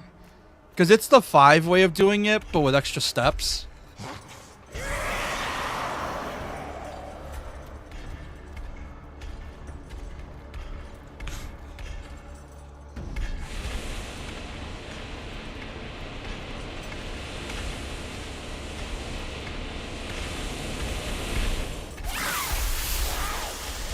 Try it. Try it, bitch. Get out of here.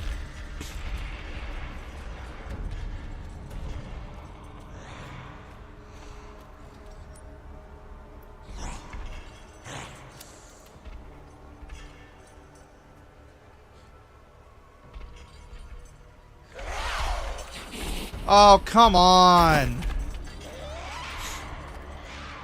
Let me go. I think I won't. I got a Magnum with your name on it. Nah, man, blast the Requiem.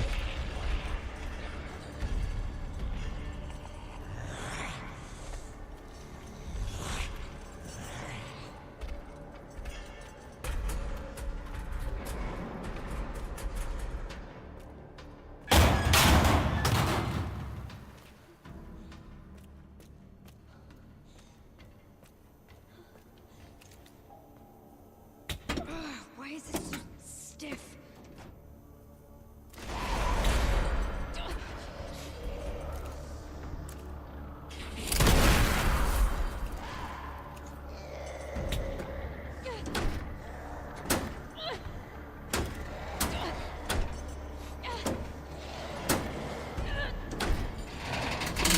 There we go. Power has been successfully restored. Well, that was easy. Then he got out a magnum on me. Now out my way. I should open the hatch. I need to hurry. Yeah, I need to hurry, she says. Well, I got plenty of magnum rounds, and after this is raccoon. Which, yeah, I think at this point it was pretty much just the whole thing. Like, I'm pretty sure this section is not just raccoon. I feel like a lot of the fan theories before this game was coming out is that we thought the hospital was in Raccoon. Because obviously the devs were making a big deal about going back to Raccoon City. They were making that a huge thing. Like, that was a big deal because of it's Raccoon City. Why wouldn't it be a big deal? It's literally the start of it all. Or one of the many places to the start of it all. No, it's a big deal for a lot of characters.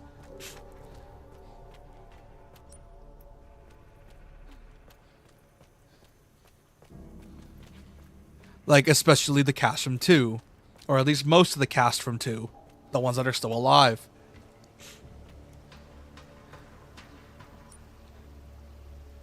Because I have a suspicious feeling that Capcom's gonna make DLC for this game. Actually, I'm pretty sure. I think it's pretty much confirmed. I'm just being dumb. Like, I'm pretty sure the DLC for this game is confirmed. Like, there will be some. I'm just wondering when it's coming out, so I can pre-order that too. Because the next horror game on my list is Fatal Frame 2, which...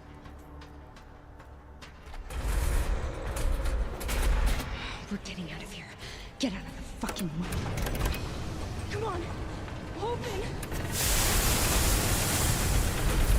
Come on, bitch.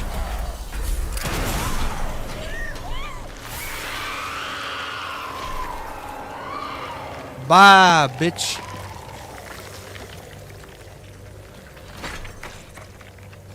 God, that's gnarly.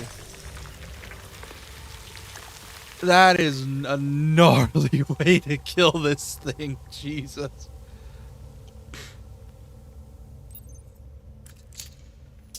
Finally.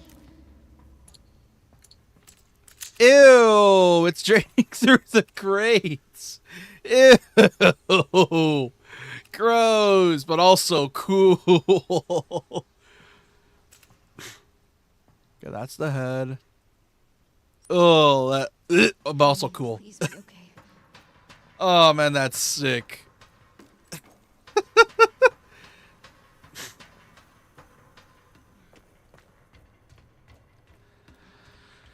All right, let's get through this.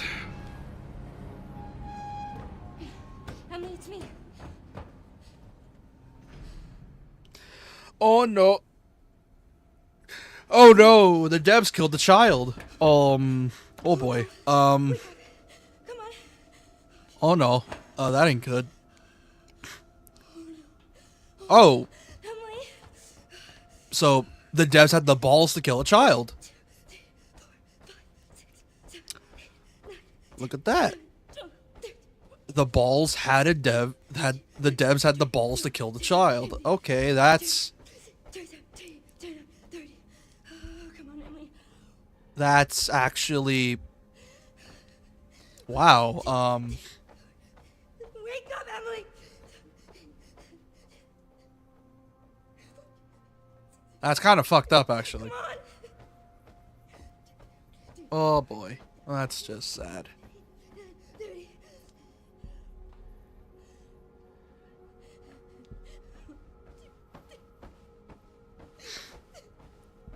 Come on.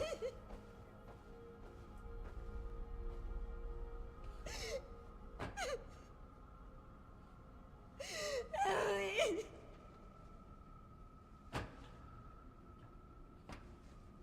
Saddest part so far.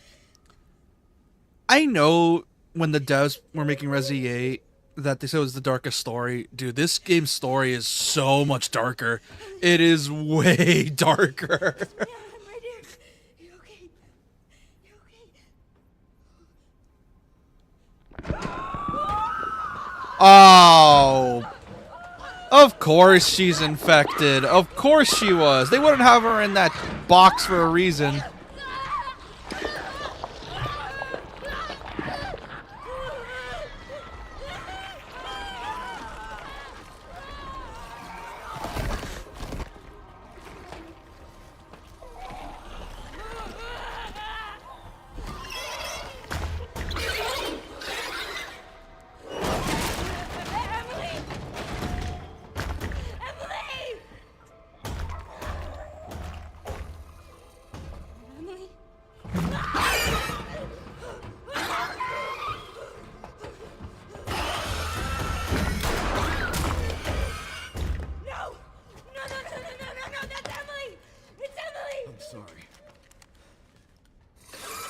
Oh, come on, game!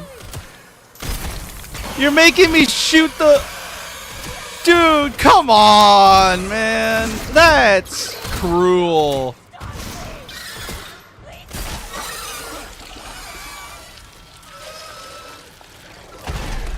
Game! Come on, man! You had the audacity to have a child not only die, but turn to a monster, and you give control back to the player just to kill the child! Oh my god! Oh my god, that's so fucked up! It's all my fault. Again. Look, I get it. Trust me, I get it. But we're still alive. We have to keep going.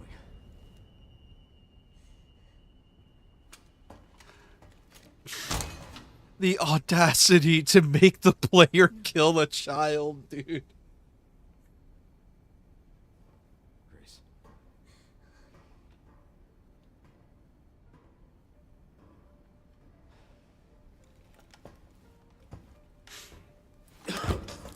Uh-oh.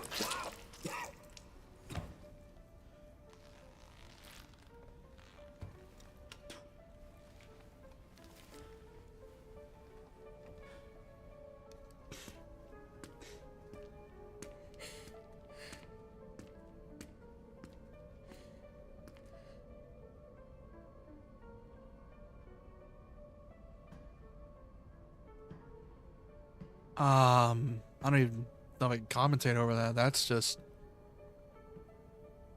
Wow. Elpis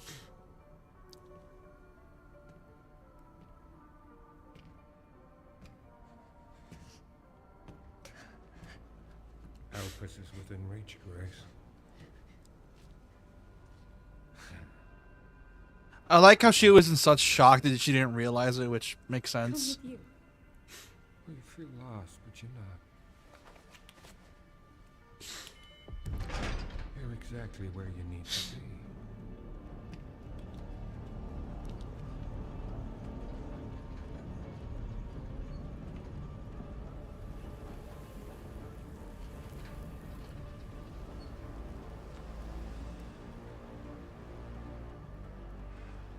Oh my god. I'm waiting for you, Grace. I'm sorry.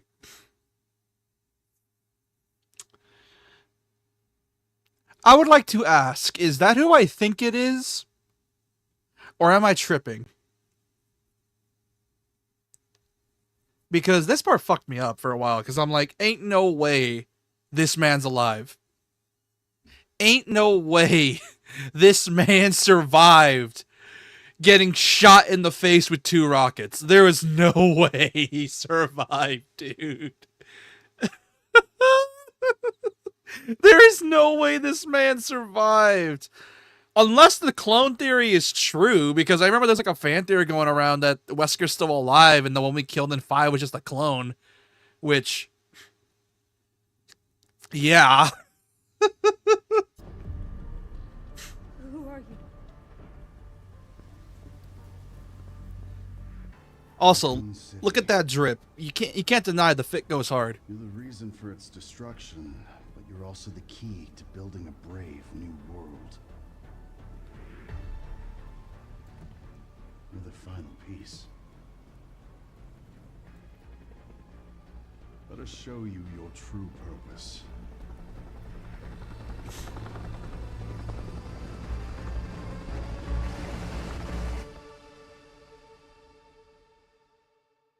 Because I know ever since 7, 60 progress, yes. I know ever since 7 they've been dealing with the plot with the connections. I know they've been doing that, and over the past few games they've been building up who the connections were. So yeah, it's gonna be a whole thing. His name is different. Oh. Okay, good. I need to confirm it because there's no way that's Wesker. There's no shot that's Wesker. Because they gave him his voice actor from Formake. He has his hair. It's just white now. Hey, checking in. Good timing. So it's like... Did you find anything on Elpis? You don't know yet? Yeah, me neither. Not yet. Nothing on the servers of the CIA or the Pentagon. Maybe we need a higher clearance. I requested one, and I was told to shut down the investigation. What? Why? They didn't say. Orders from on high. Of course it's orders from on high. For this, I'll just go it alone. We're in this together. Till the end. Also, that's Sherry's voice actor from 6. The shadows. The fact... Hold on, let me pause real quick.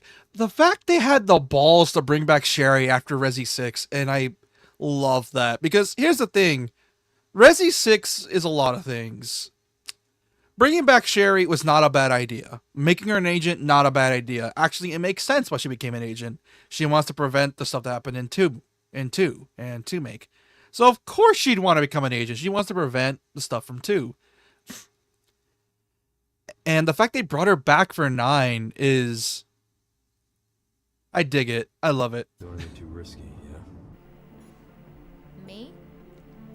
Never. I wonder if she still knows where Jake is. I highly doubt it, though, because Jake's doing his thing. Which, if they have the audacity to reference Jake, I'm going to be surprised. I'm gonna find Grace. She definitely has something to do with Elpis.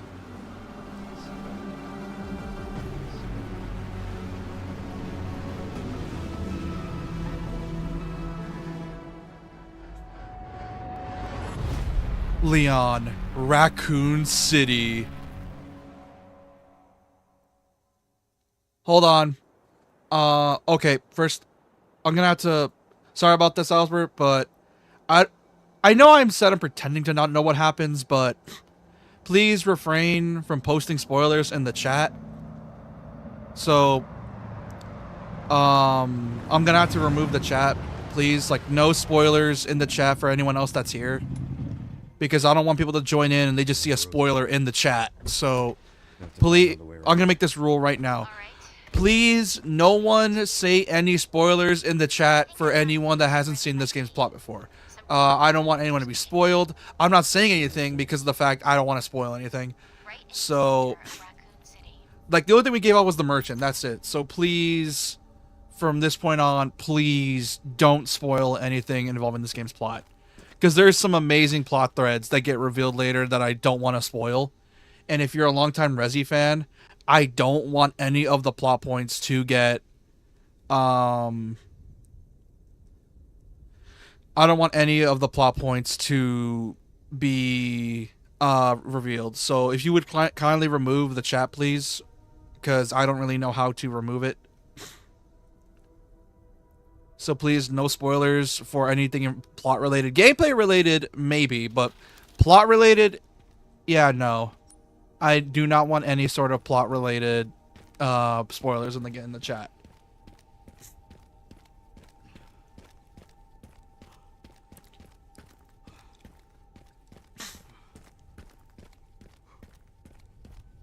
So I'm gonna... So ignore that spoiler for everyone else that's here. Or if someone joins in and sees this. Or is watching the VOD. Have you seen my son? Oh boy. God. The devastation.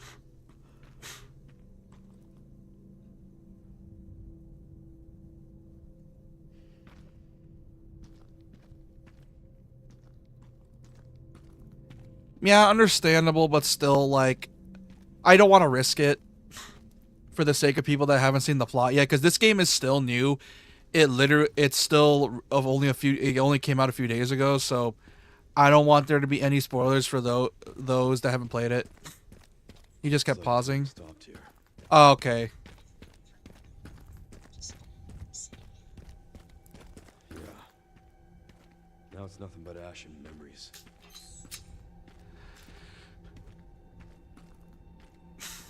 I have a joke for this. Hold on, let me remember it. I know exactly what to say here. 50,000 people used to live here. Now it's a ghost town.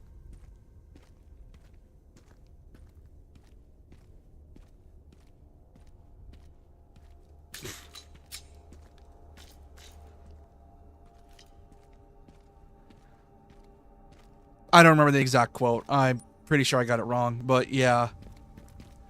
God damn, the devastation.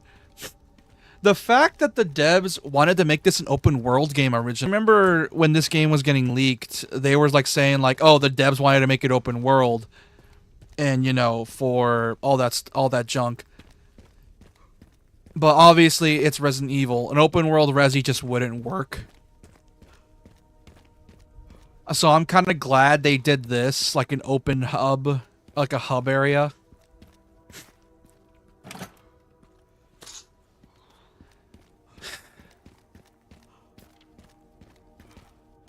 You know what's funny? I remember me and a friend of mine in the first stream, we were talking about how, like, we were joking about how if Resi 9 was going to be like, imagine Resi 9 is just all the stuff they wanted to do for Resi 3 make, but better. And we joke, but that really feels like the case. That this game feels like a apology after 3 make. Because they probably realized they fucked up when it came to 3 make's gameplay loop, and it's like, oh, and like cut content. So they're like, okay, as a way of saying sorry, we're gonna do all that we wanted to do for 3 make and then put it in 9. Because a lot of the stuff in this game is so, and like in Leon sections particularly, is so Resi 3 coded.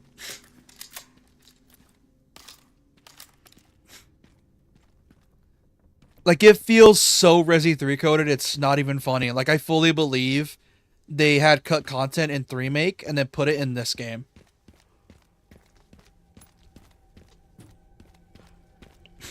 And then they just modeled over it. Which could probably explain why this game took a long time to develop for. Because, this is probably one of the biggest gaps for a Resi game we've seen. Because we had Resi 8 from 2021. Came out in April. And this game took like 5 years to develop. So, this game had a hell of a development cycle. No wonder it took forever for this game to come out. Because after they were done with DLC, then they made this game. Because I remember one of the main appeals for this game, for me at least, was that it was the director of Resi 7. And I'm like, I love Resi 7. I want to see more of his work. And you can tell this by the director of 7. Because I played 7 enough to know all of his isms. Like, there is a lot of 7 isms in level design philosophy that I can find. Like, a lot of box rooms. You're a real pest, you know that? Defeat the giant spider. Yeah, I will. Guess I gotta squash you. Come on.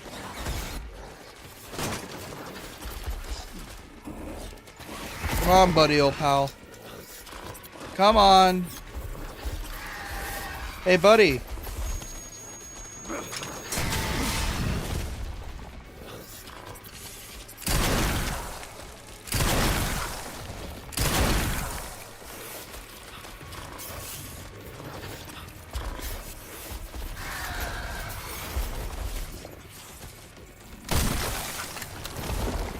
You don't like getting shot in the ass, do you? Where are you going? Where are you? Where'd you go? can hear you. There you are.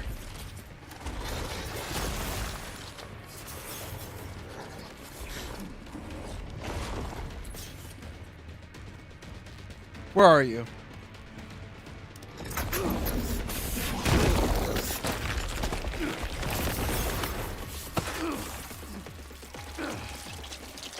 Son of a bitch. I like how Leon just has the strength to kick away a giant POW spider. Oh, there you are, you piece of shit.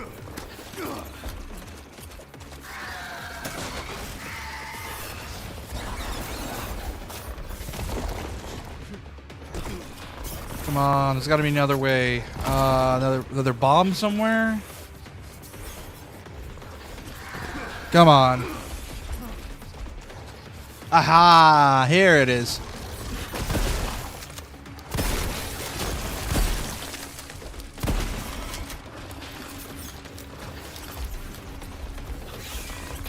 Hey, asshole. Haven't you had enough? I don't have time for pest control.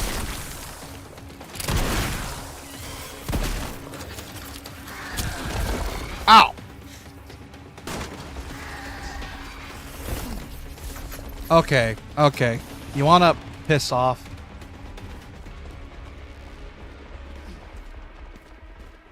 Where'd you go?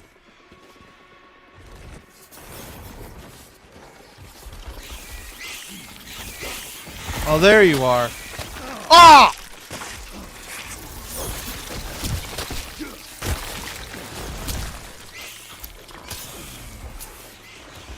Son of a... Okay.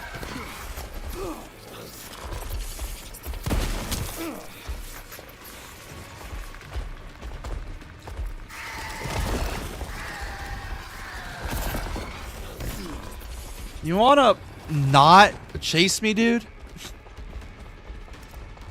Where are you? I can hear you climbing. Where you at?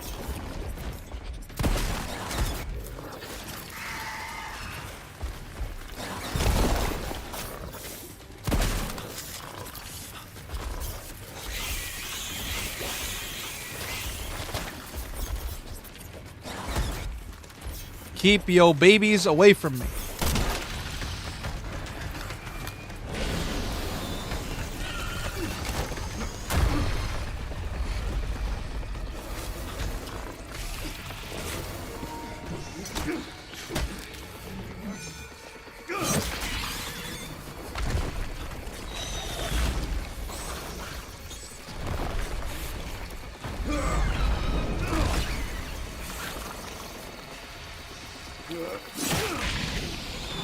God, I love this man. God, he's so cool. Why is he so cool? I miss our Raccoon City hospitality. Oh yeah. When are you? It's not a Raccoon City unless you're getting hit in the face or jumped by unimaginable horrors. Just ain't the same.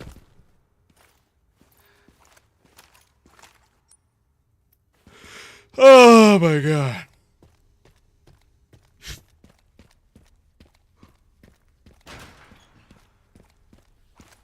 Oh, this is familiar.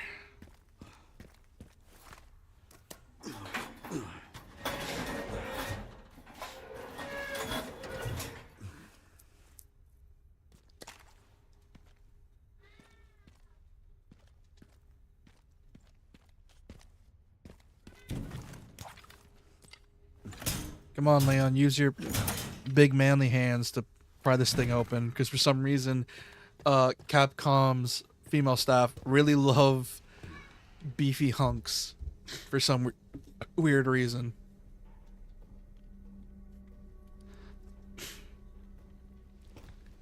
God, he is buff. Like, Okay, Sherry. I've hit the barricade. like, I think Capcom knows their fan base enough And they were planning on busting their way in. to just do this shit at random. The Army Corps of Engineers erected it to seal the city. It goes on for miles.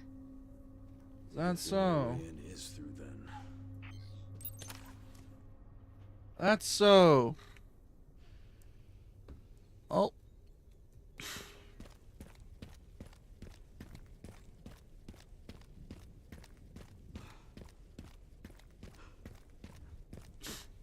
Oh, you know what Leon's running cycle reminds me of? It actually kind of reminds me of his running cycle from 6, minus the sprint.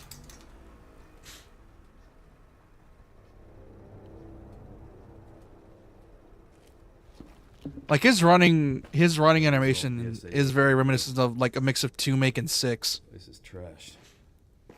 Looks like they left in a hurry. What were the BSAA doing in Raccoon City? Interesting. That's an old ass What is it? laptop. The computer's not locked. They were also headed to the center of Raccoon City. Interesting too. That reminds me. I dug a little deeper in the Pentagon's database and I noticed something's missing.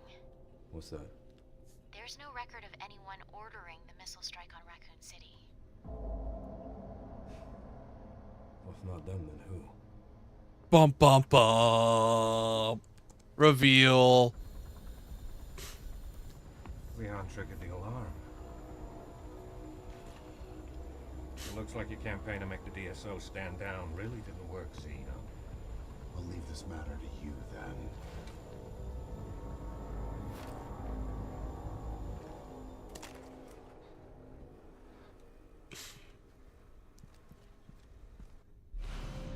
Tactical tracker.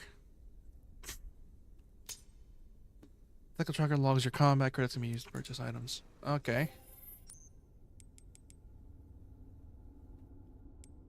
Oh.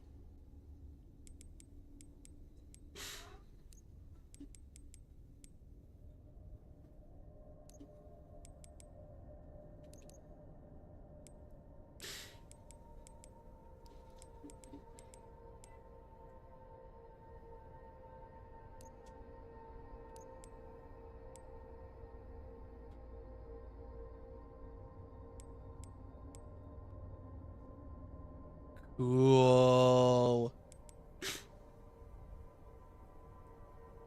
Man, this game is so fun.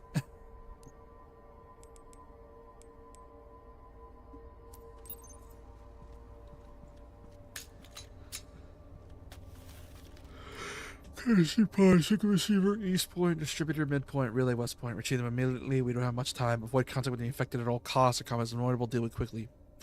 Place every 30 minutes. Okay.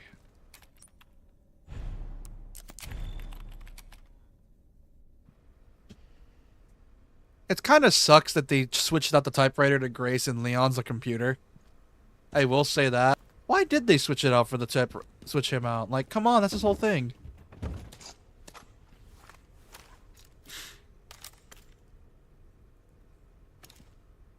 It also sucks that there's no such thing as ghost loading, but that's understandable. I don't think the devs thought that through 100%.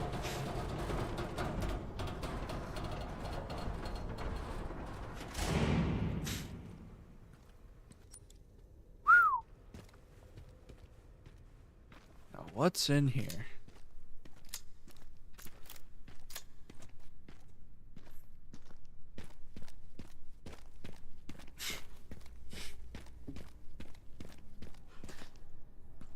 Huh.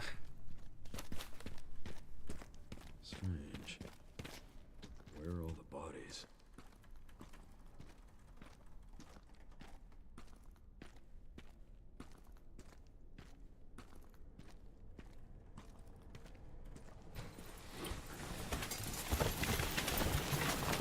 Oh. Hello.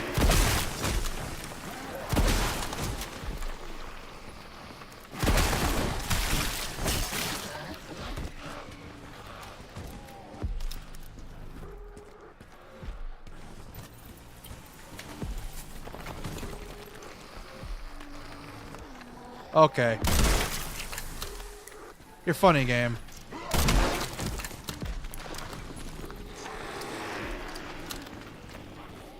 Oh, that's cool. So, yeah.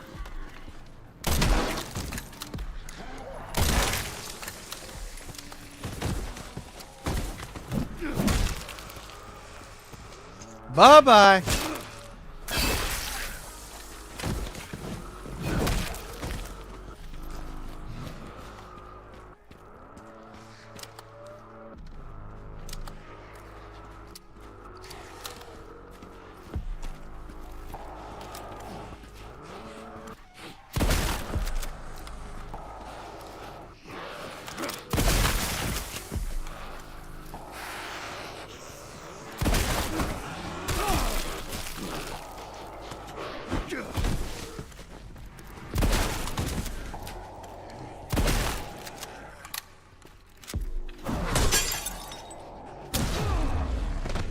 Ow.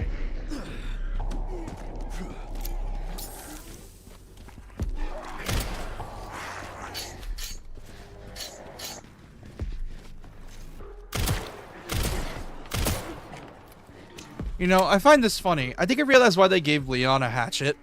And I feel like someone is a fan of the Walking Dead comics. Because, in case you didn't know this, unlike in the show, Rick's weapon wasn't a revolver. It was a hatchet. And I have a suspicious feeling someone on the dev team read the comics and was like, ooh, yeah, that hatchet looks cool. Let's give Leon a hatchet. And they gave him the hatchet revolver combo. And that's why Leon's thing in this game is having the Requiem and having the hatchet. So I'm betting someone on the dev team was a fan of The Walking Dead.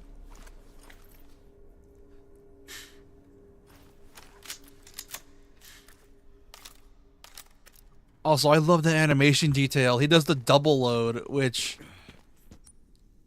is sick. That is such a good attention to detail. Busted. I'll have to shoot.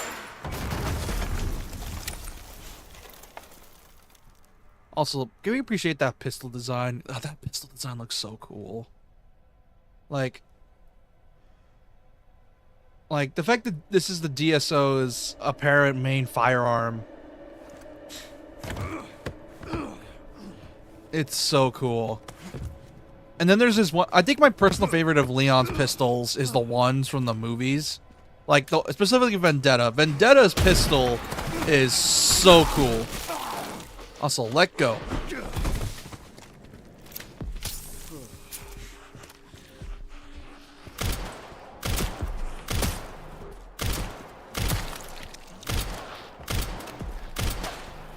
Okay, I just whiffed all three of those. Bye-bye.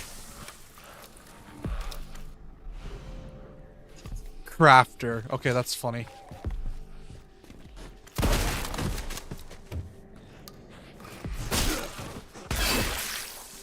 God, there's so much gore. You know, I remember... I know it's going to sound like a no-der situation, but I remember seeing comparisons of the Japanese version of 9 to the American version. Bro, they had to censor 9 so hard in Japan. Like, the amount of gore in this game is crazy. It probably took Capcom so long to try to censor all of it.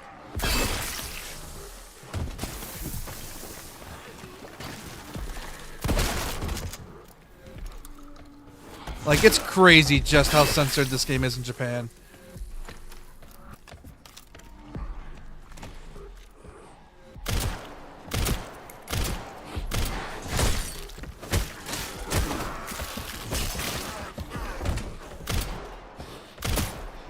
Also like that whenever Leon's hurt and you aim the gun, it shows him having it by his hip. And it's such a nice little detail.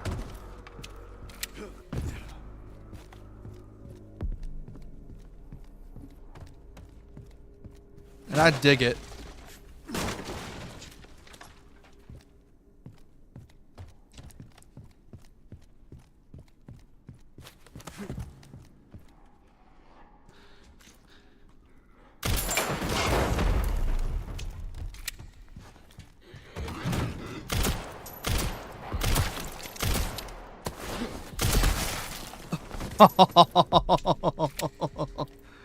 God, he's so cool.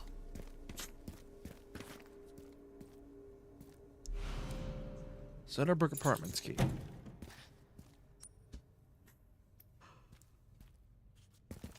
Bad news, Sherry.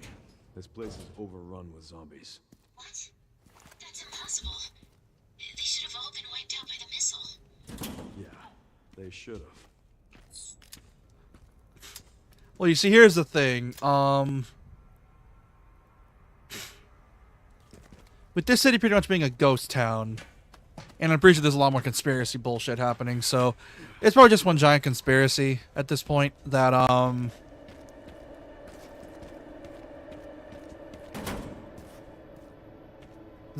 it's very obvious that Raccoon City was just a whole ass thing. And it's very clear the devs are trying to make the connections, this big group that really feels like they're trying their damnedest to make it feel like it's like, oh, these guys are the reason everything happened, or something along the lines. Obviously, we know it all started with Miranda, thanks to 8, but like she was just the spark. Like in terms of everything else happening, like from Resi's 1 through 5. For that gate. Great. Can you see any more from your position? Like it feels like everything from Resi 1, 2, 3, Receiver. and to an extent 5 happened because of the connections. Because if Xenos anything to go by, this is giving some weight to the whole Wesker clone thing, because that guy looks like Wesker, acts like Wesker for the most part, and has his voice. Obviously, it's the voice of the remake Wesker. Got the location for those parts. Going to collect them now. Okay. I'll look into the BSAA for the time. Yeah, you gotta ask why the BSAA was even here in the first place. Also, nice trigger finger.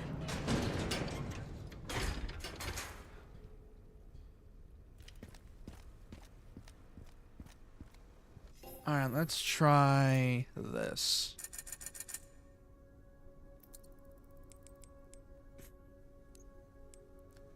Get rid of this thing.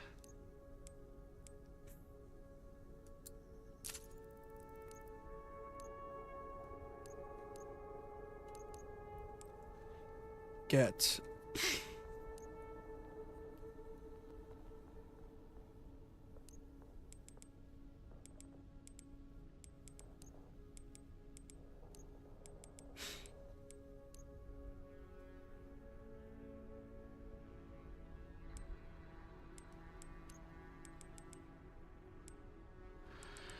Okay, so I want to get this thing and the other thing. So getting rid of the alligator snappers for the best.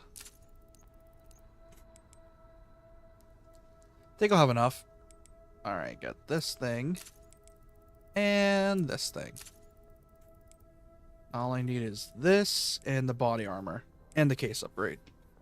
Which, this game really gives you, not gonna lie, I feel like medium gives you way too many resources, but it's balanced around the fact that they just throw a lot of enemies at you, so I don't hate the abundance of ammo too much. Like for Leon sections, you kind of need them because it's Leon's section, but for everything else, I could see why.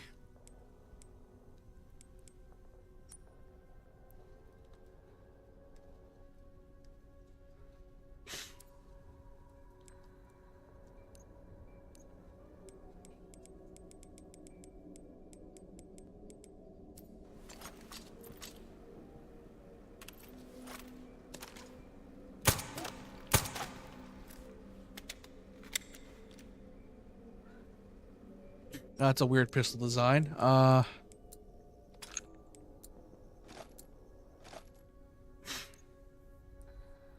I don't hate it. Weird as hell pistol design, sure.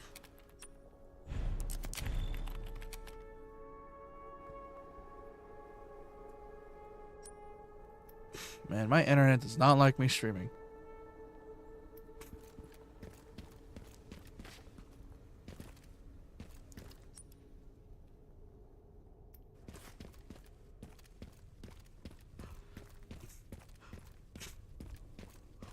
I really feel like I'm missing an area.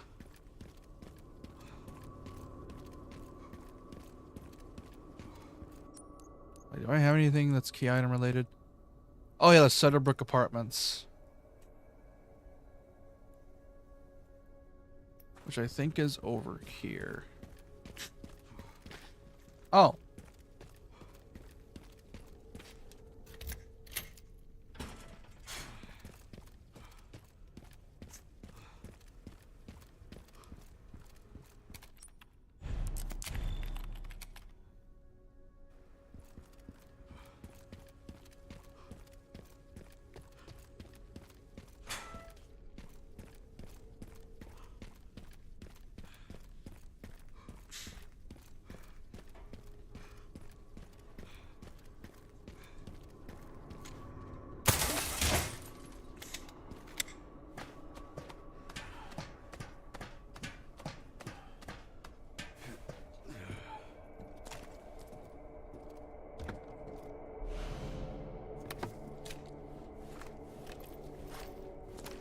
Level up the refill the Requiem.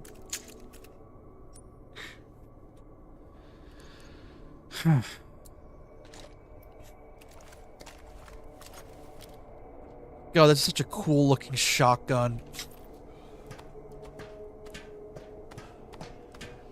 Like, it's very obvious. I feel like for Leon specifically, or any of the classic Resi Pro tags, there was a bit of a John Wickification, so to speak. Because obviously it's very clear now that John Wick is not going to have a big influence on the action Resis. Because, oh my god, is there a lot of John Wick isms here. Especially Resi 4, which I'm pretty sure Resi 4's makes whole thing was influenced by John Wick.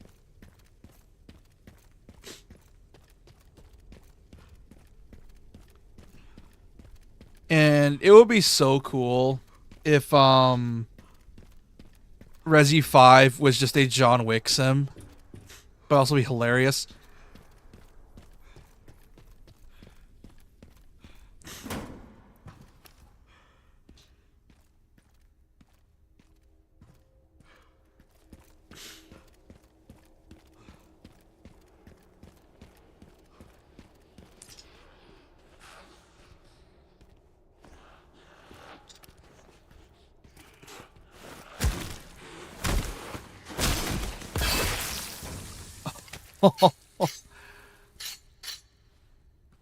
Bro, Leon has no chill whatsoever, dude.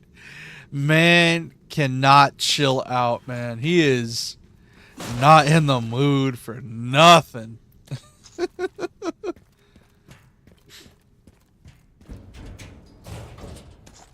Like, he is in a mood. Like, everything about him is a mood right now. He clearly does not care about the main villain's plot. Well, I mean, he does because it's his job, but he's in no mood for any theatrics.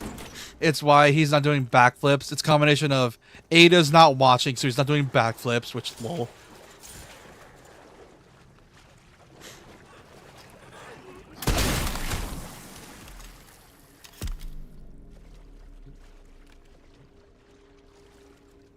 No power.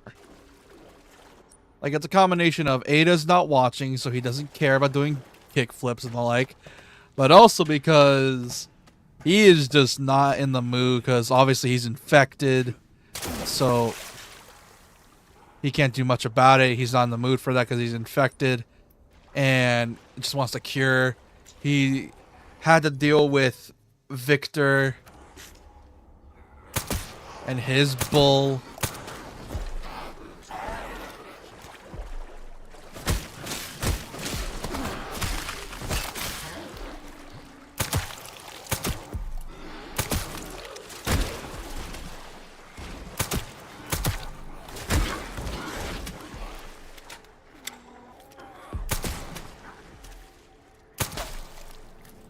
That's very clear he's not in the mood for any sort of bullshit.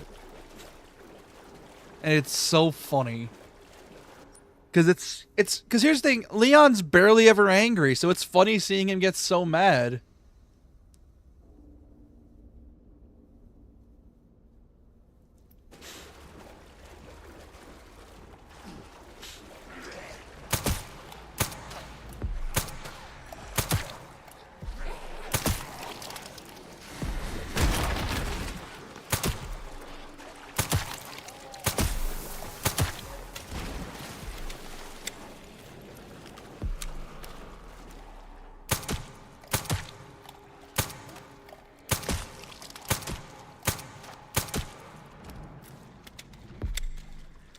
Also, I don't know how to feel about the suppressed weapons. Because supposedly the silencer is supposed to be a suppressed silencer 9, it's supposed to be the suppressed weapon.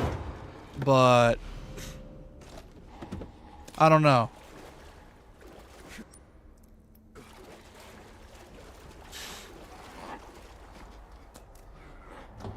Open this. Oh!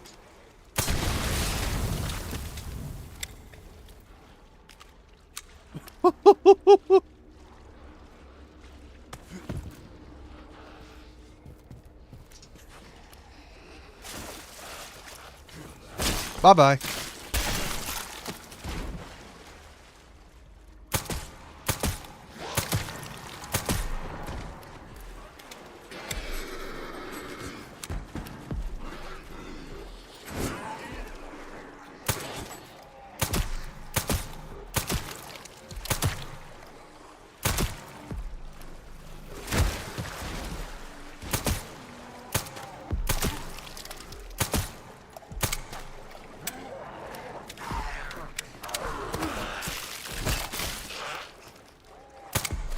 Shit.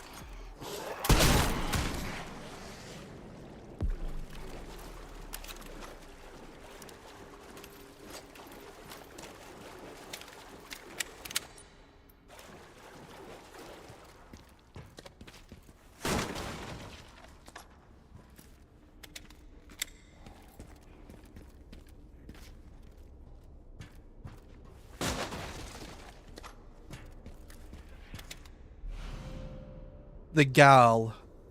Oh, that's funny. I like how they can't say Uzi because of licensing reasons.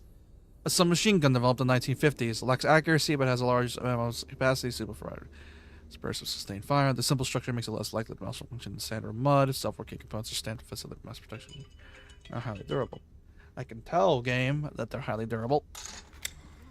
And it's funny.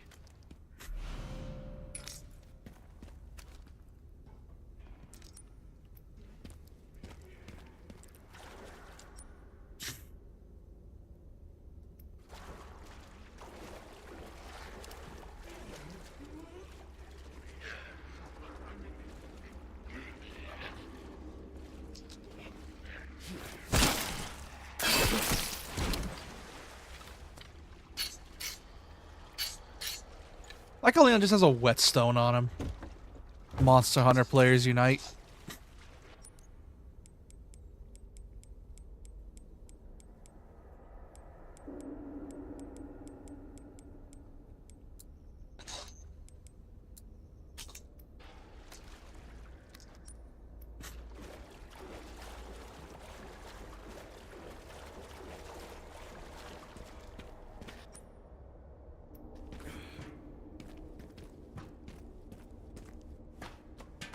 Oh boy. Also, hold on.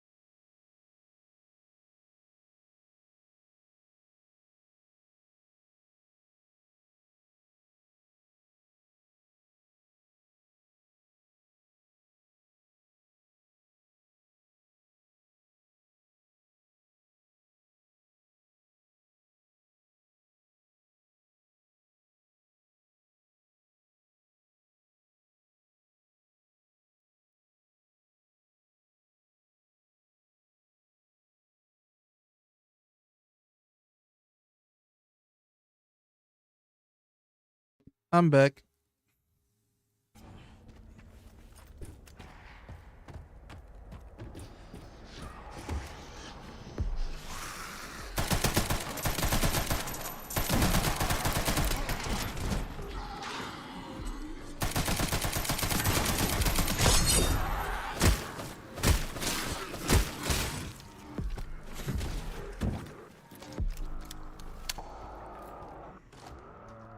God, I love this man.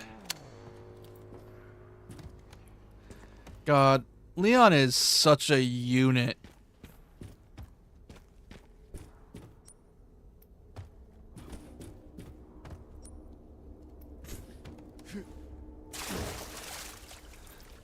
Like, no wonder most of this... No, I remember when they said they're splitting Leon and Grace in half. I was like, damn, did they really split him in half? And if this is the rest of Leon's campaign, then...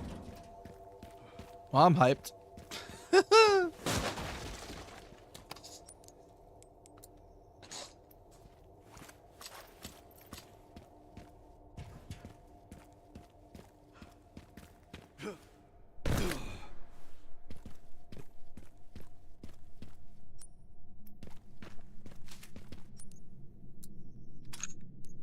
many heals do I have?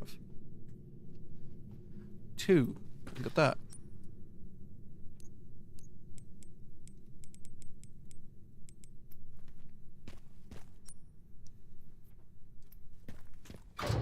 Locked.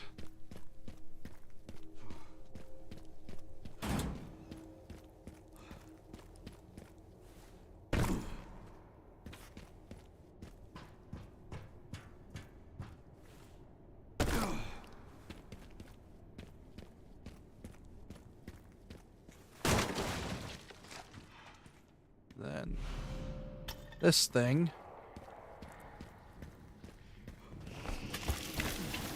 Oh, come on.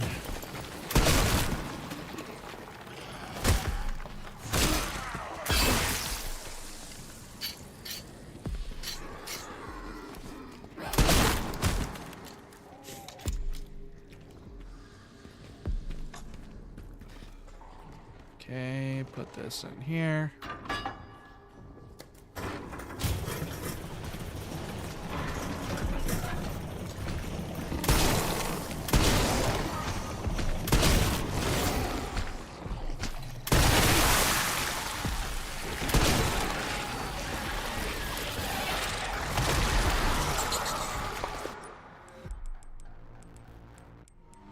Nope, I don't. Oh, wait.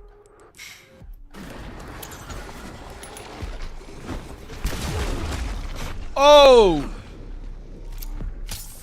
My fault. That was my fault.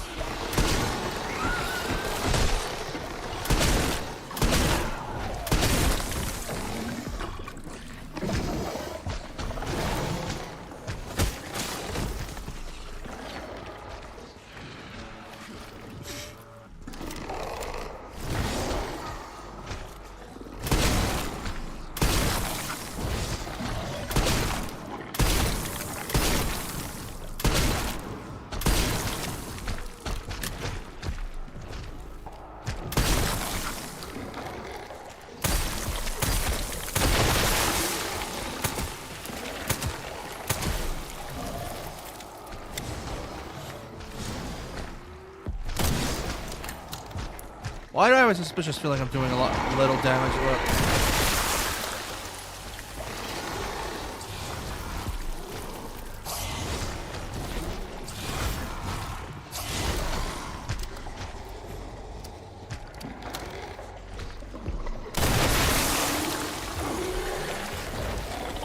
There goes those guys.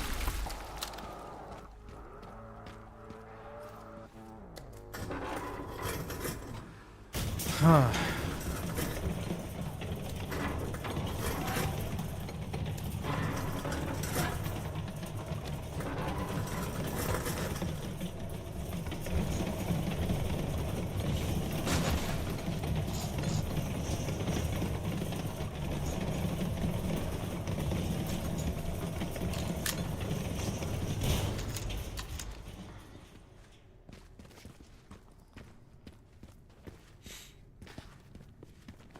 What's up?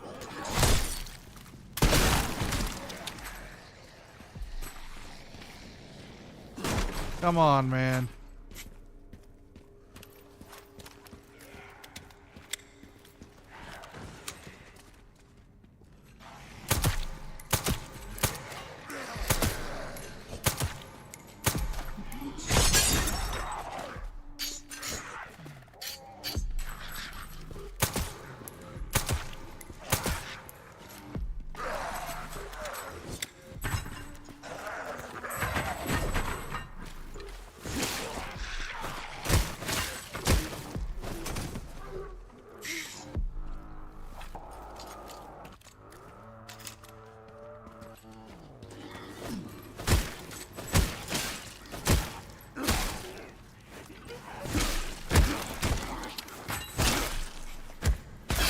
Woo!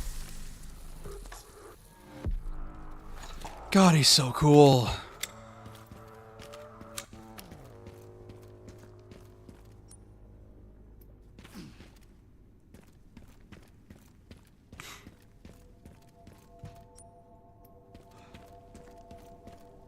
There's the tracking module. God. It still makes you wonder just how much of this section, because like I said, I know I was saying this earlier about joking about the remake having cut content and they using this game. I feel like that is true to some extent. Like, a lot of this feels very 3 coded. Because 3 was very industrial and like very urban. And I get that you're in Raccoon City, you know, shit, it's urban. But it had this sort of grimy feel that most Resis don't really have. Yeah, Formake is gritty and grimy, but it's not in the, oh my god, everything's so gross. It's in the, oh my god, I'm in a low place, or I'm in a low tech environment. Not only that, Resi 4 is cheesy as hell. I'm talking like proper grit.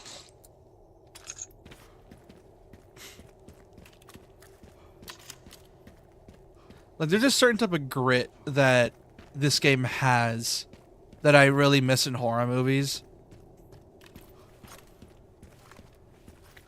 Because most horror movies don't really have that grit because they're afraid of it and make things too clean. And I get it, there's some horror in clean environments, but also empty environments because liminal spaces is a thing. I just prefer my environments to look dark and grimy and gross for my horror games. Because there's a certain feeling you get when there's like a lot of grime in an area. So it's why like a lot of horror games kind of need that, in my opinion. Because obviously horror games do best when you're in environments that are either have that uncanny valley, feel like there's something wrong, or it just feels like there's something should be here when there shouldn't be. Or like there's something here that shouldn't be here. And I miss that. Damn.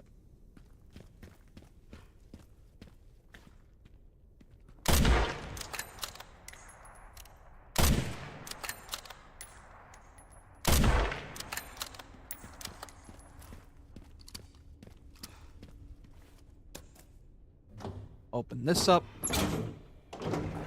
Aha. Oh. Hand grenade.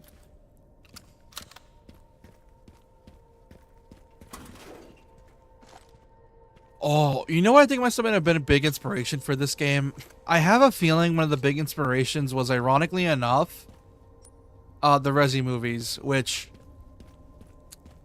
Not the first time, considering 4's a laser hallway was literally because of the first movie. Because ironically enough, people like the first movie. It's the rest that suck. But yeah, like, this is giving me Resident Evil... Apocalypse vibes. Which I guess is the whole point, it's going to be an apocalypse.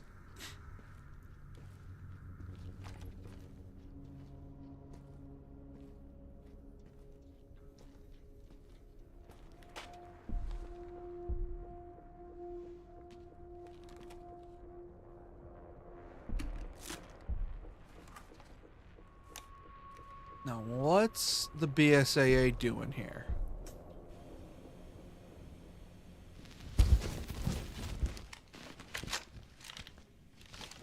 Encountered 3 infected and eliminated them.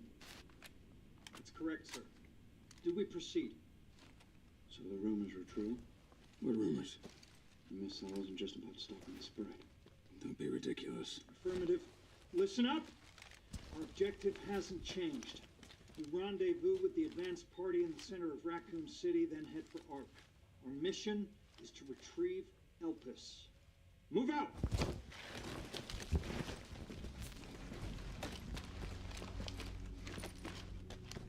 Now, what is it with Elpis that makes him so obsessed?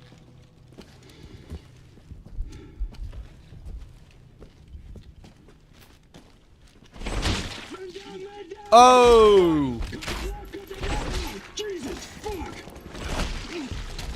Christ!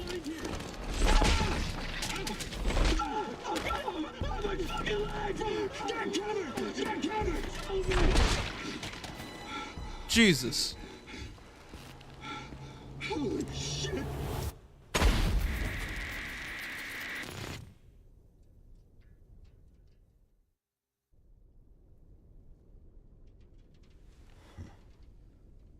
I thought I had a short fuse.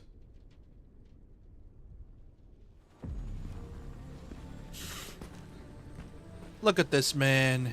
He trying so hard to be Wesker. What are we doing here? All in good time.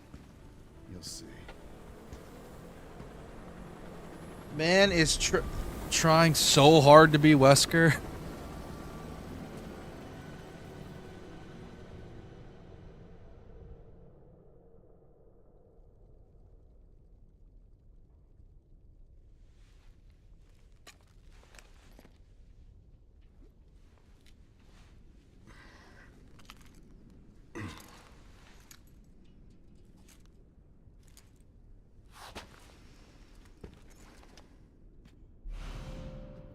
Can unlock bases. Aha!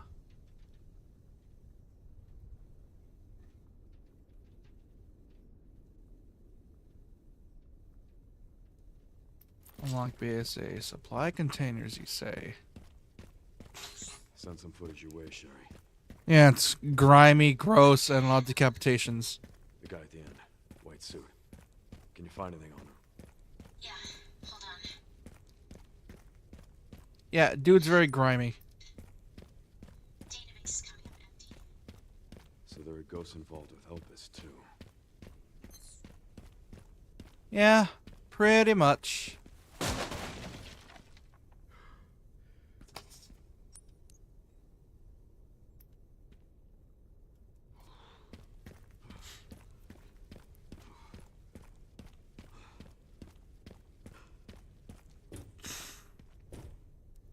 Oh.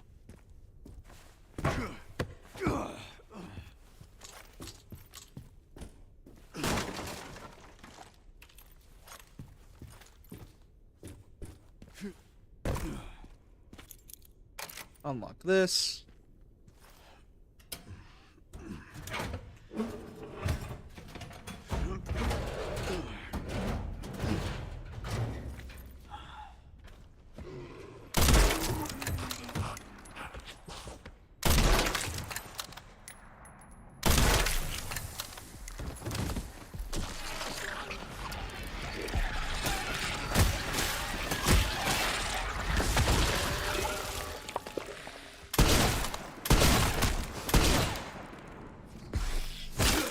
Bye-bye.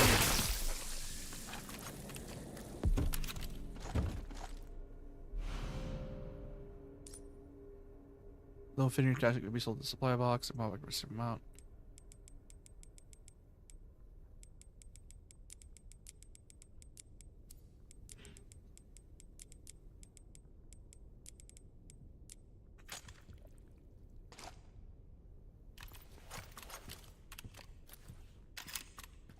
Semi-auto sniper. Oh, it's an M14. Let's go.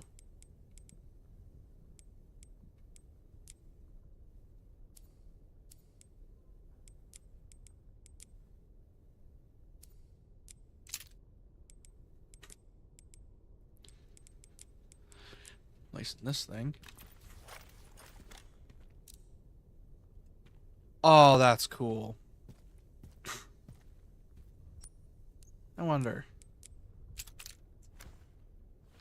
Ah, yes, an improvement. We can now aim in third person. Now the reticle just expands like everything else. Thank God. If there's one thing about Formic I didn't like, it's like the fact that the scopes were, or the fact that the M14 was broken. Because people's justification was, oh, it's broken. It's a sniper. You just use it, or you would just ignore all your other weapons. Well, here's the thing. Rifle ammo is scarce still in Resi Formic. And yeah, it's useful for popping heads, but at the same time, you can easily justify it with the way this game did it. Because, I don't know if y'all know this, but essentially the way this game does the snipers is that the scope is a separate thing. It is a headshot multiplier, or a crit multiplier.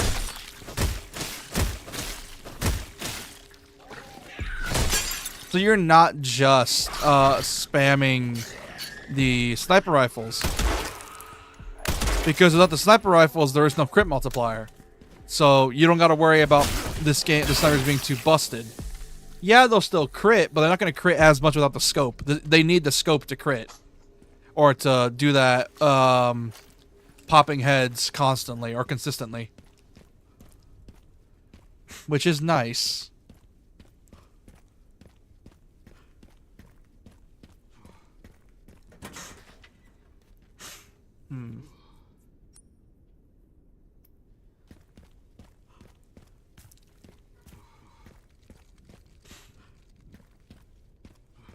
Oh wait, never mind. I can't sell anything. Okay, I see how it is. All right, do this the hard way.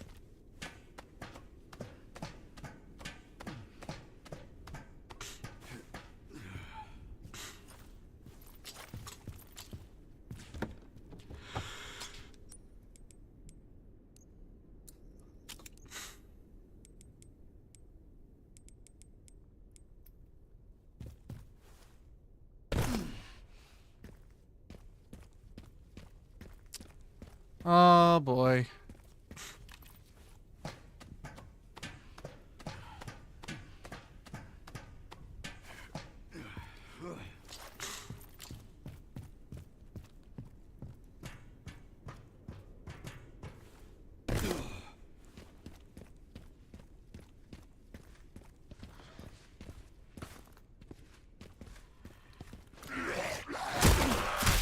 Nope. Holy.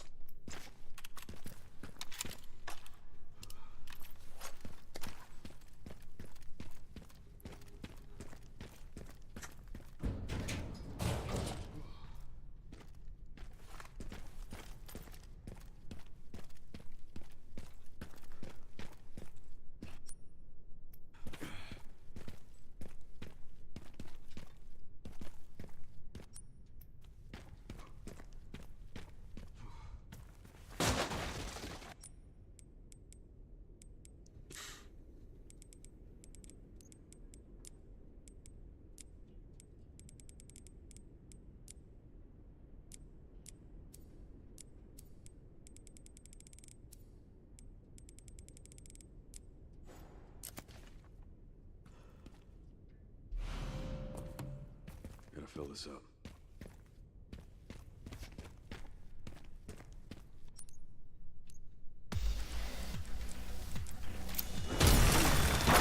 Oh. You must be a town lumberjack. Hey, buddy. Hi.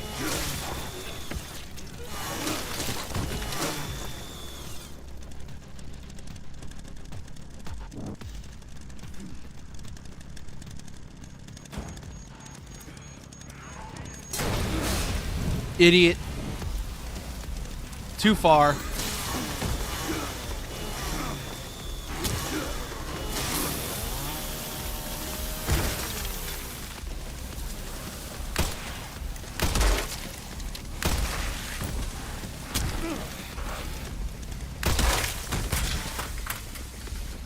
Pick it up, pick it up, pick it up, pick it up. Ow!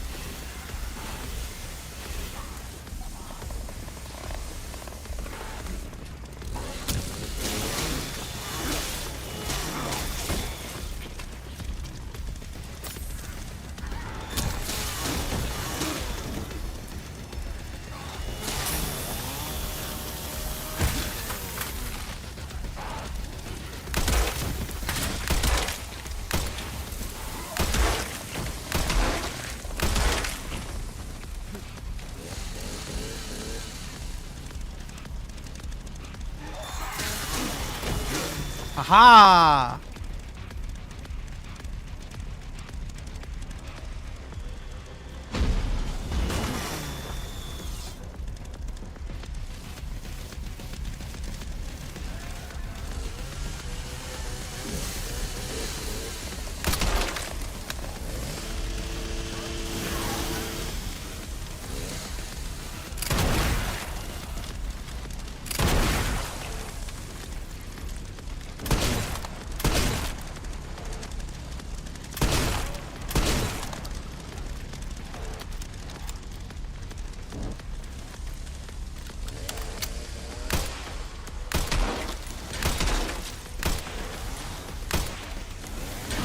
Quit flailing.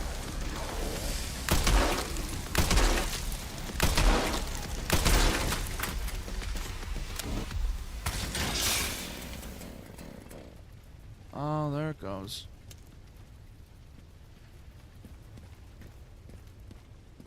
Oh, so they can break after...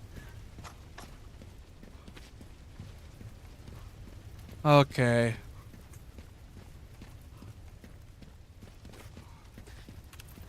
Okay. Yeah, this is starting to get a bit rough.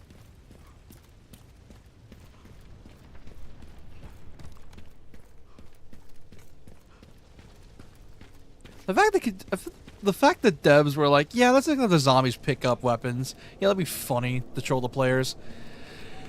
Oh, the devs are funny. They're so funny. They're so funny. Yeah, let's make a zombie pick up a chainsaw. Yeah, that'll be funny. Why do I get the feeling horror games are made for the devs to have a sick sense of humor? Like, horror games and Souls-likes, they are made for people that just love to watch other people suffer.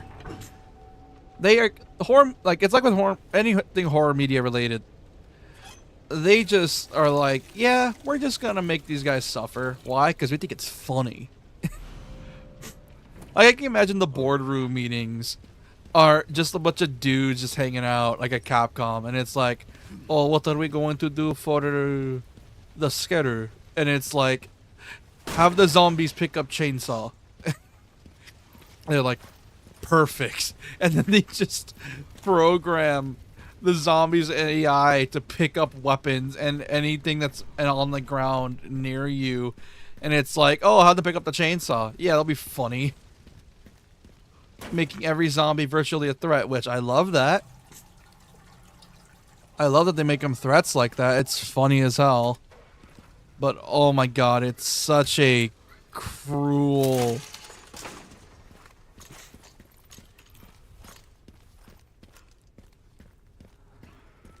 Like, it's so cruel for the devs to... Oh.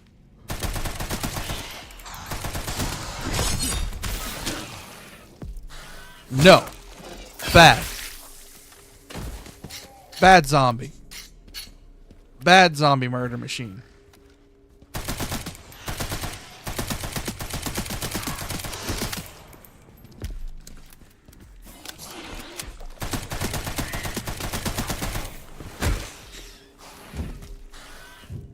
Bye-bye.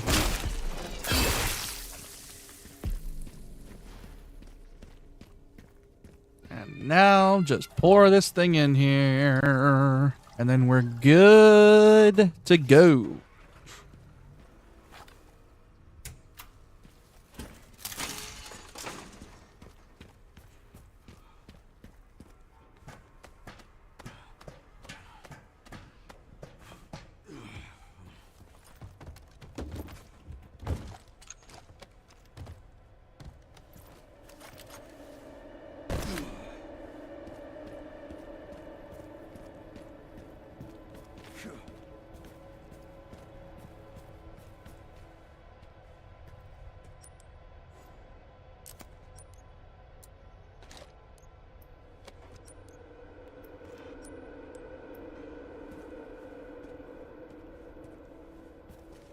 Time to go.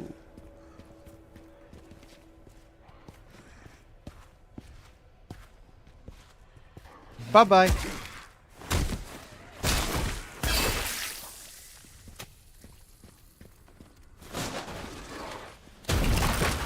Ah, hell. Here they come.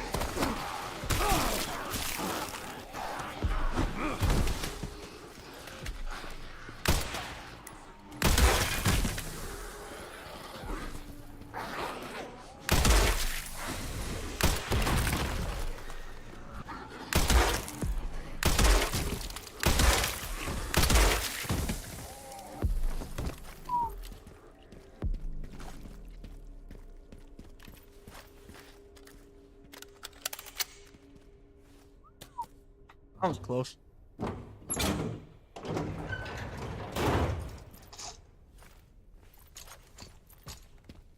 Oh, man.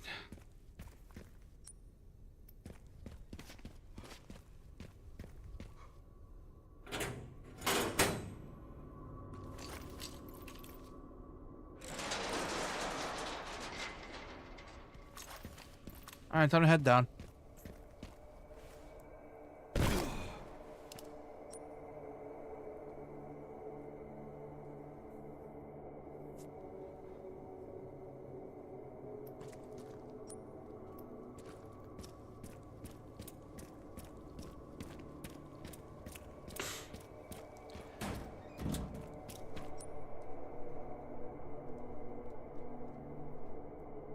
This progresses somewhere, so yeah, I'm gonna go back up.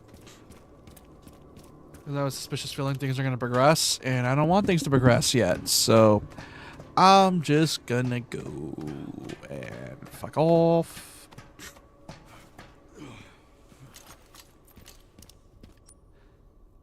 I'm gonna go get some gear.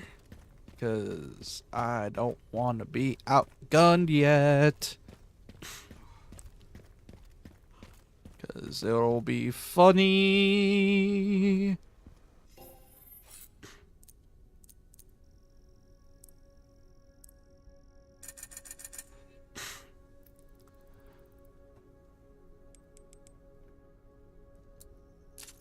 Just enough for body armor. Sell this thing. Sell this thing.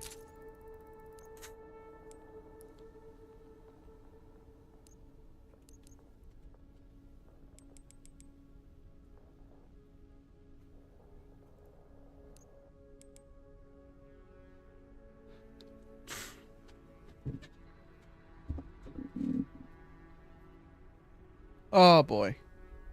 Thought my mic disconnected for a sec. Okay. And then sell the gal. Did we sell the gal? Yes, we did. Get this thing. Body armor level 2. Get the case upgrade.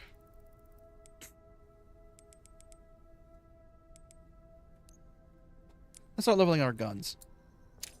Alright. Give all of them a scope. Make it... Oh wait, this thing already has a scope.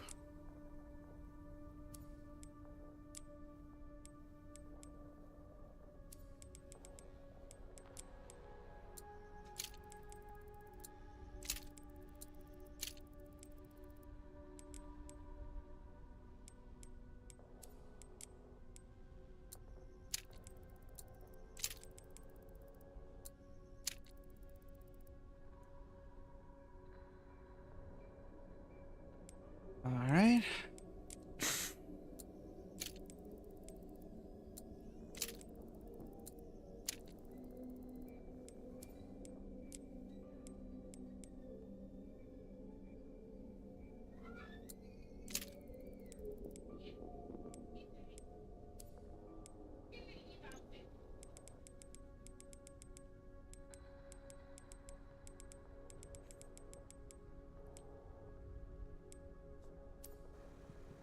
What the f...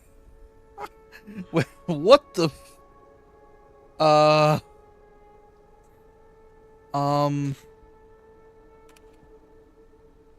Um.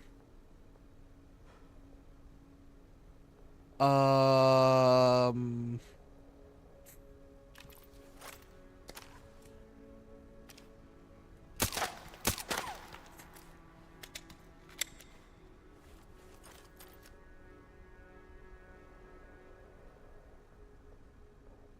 Um.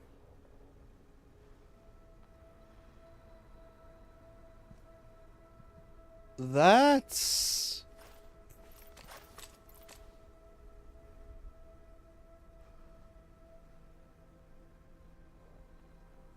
That's not...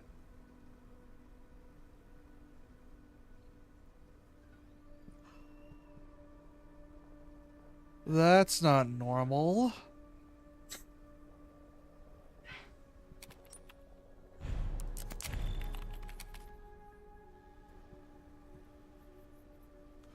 That ain't normal. Um...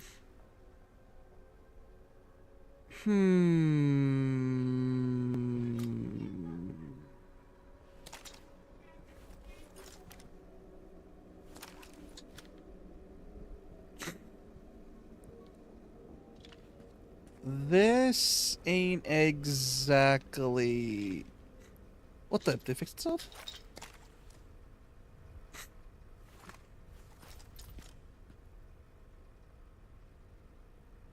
Okay, Capcom?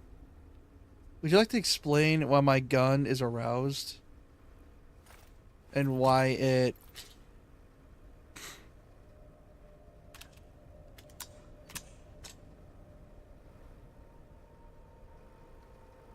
I doubt it's because the game's too graphically heavy. I doubt that.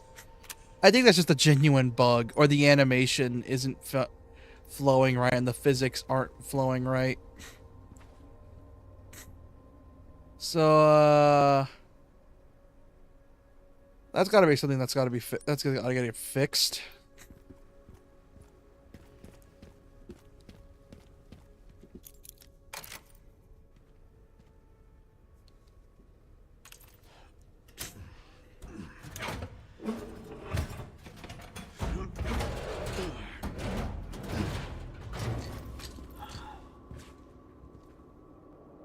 Beautiful.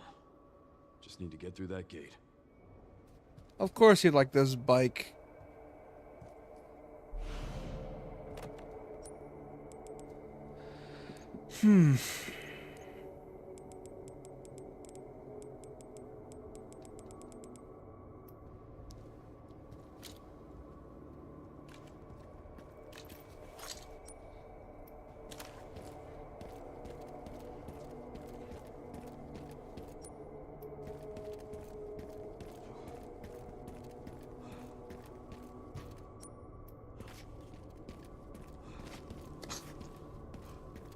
Alright.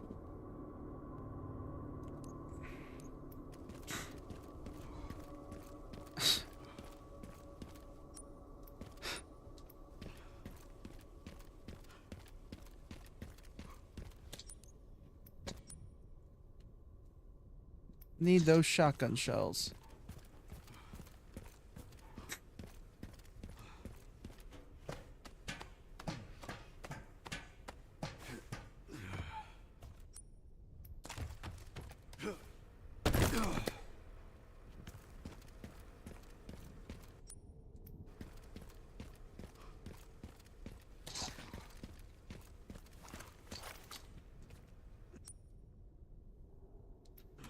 Alright, before we go through those sewers, so I feel like the sewers are gonna lead me to somewhere.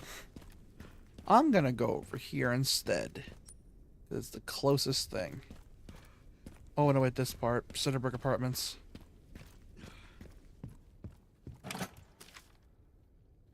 Repair kit, sniper rifle attachments.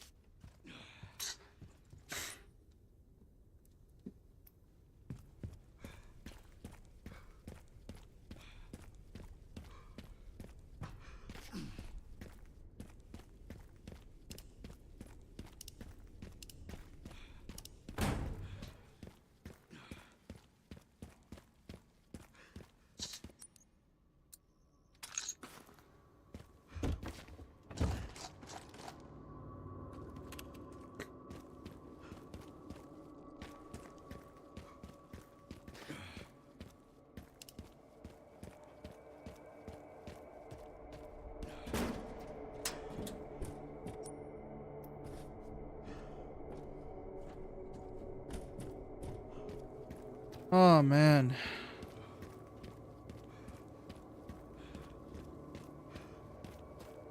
Seeing Raccoon City like this has gotta be like, damn. Like, I know I commented on Devastation earlier, but getting a better view of the inside of the buildings, there has to have been survivors. After all, like, getting all these boarded up, like, I know it's like the whole of Resident Evil 2 and 3 takes place in the span of a week, but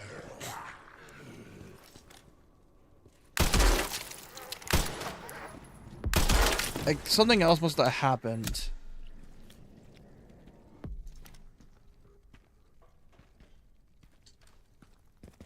Hold on. For my... I'm gonna break immersion for a bit. There's something up here.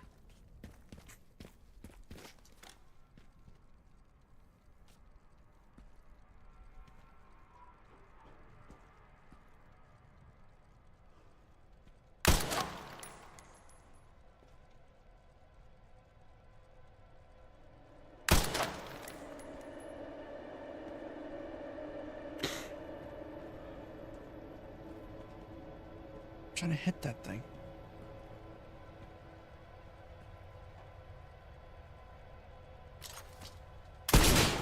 There we go.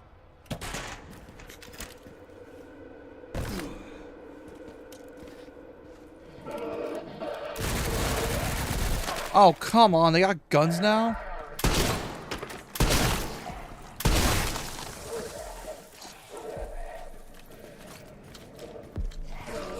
They got guns now. Great. Yeah, last time you gave zombies guns was a bad idea.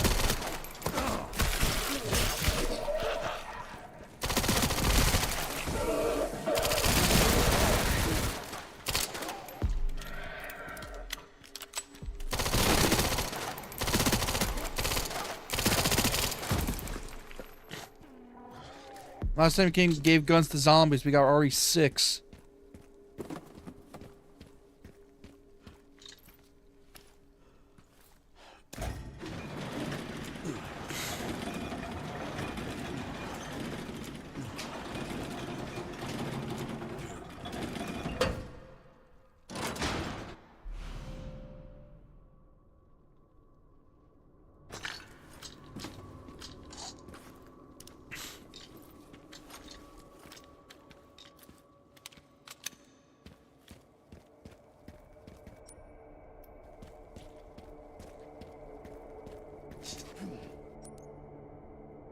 Hold on, let me fix myself.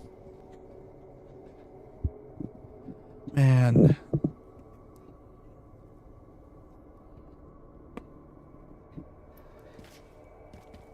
Man, looking at this. I know they said they wanted to make it an open world game. And I also got a question. Just how much of this map was cut down because of the fact they wanted to make it an open world game? Because so much of this game is giving me a vibe, and I don't know how to describe it. Like, there's a certain vibe from this game I can't quite nail. And I'm trying to figure that out.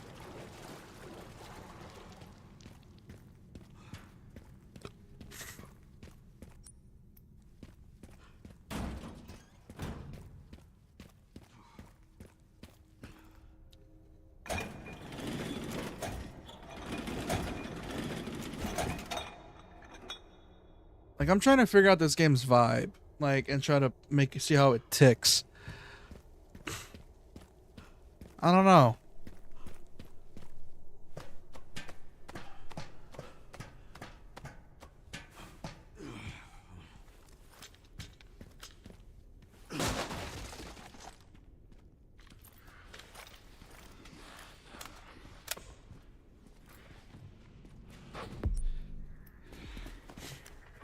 Oh, no.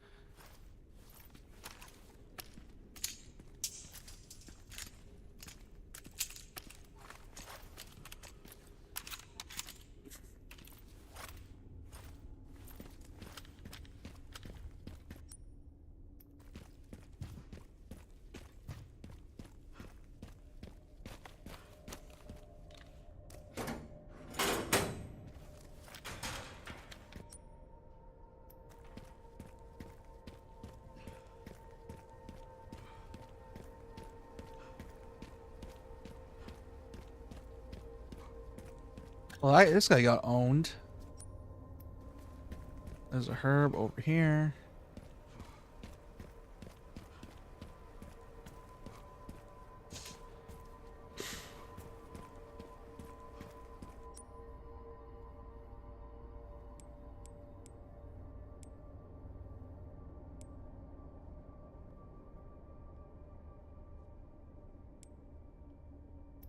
Oh, since I got the gas leak, can head back up.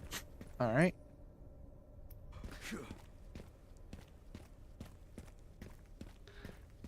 So hold on, let me go through here.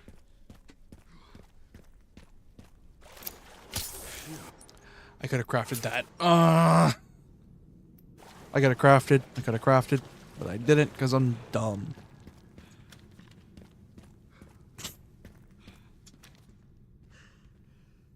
Also, I like how they mess with the way the HUD design works for like the health. Because usually the health bar is going like as the reverse direction. So seeing it like that is kind of weird.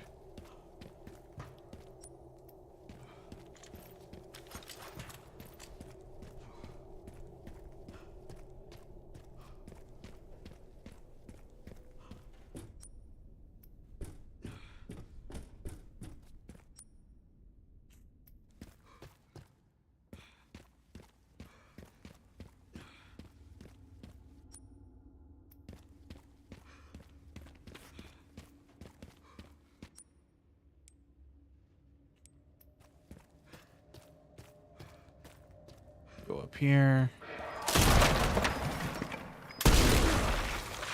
Yeah, no, I'm not dealing with that. No.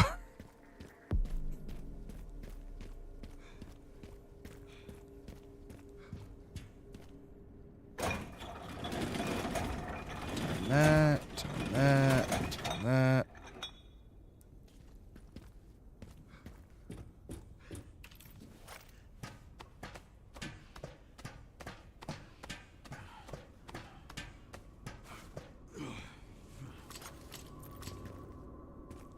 One part should be just up here.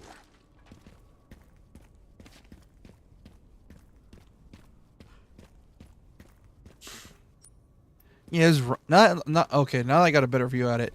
Yeah, his power walk is his RE6 power walk.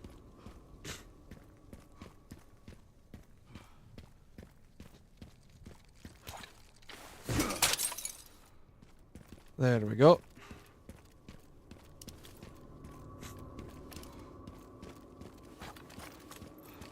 Give me that.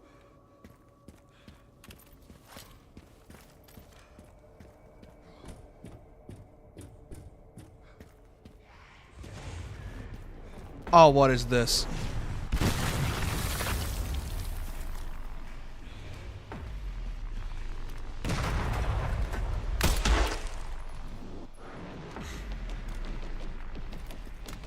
Oh, come on.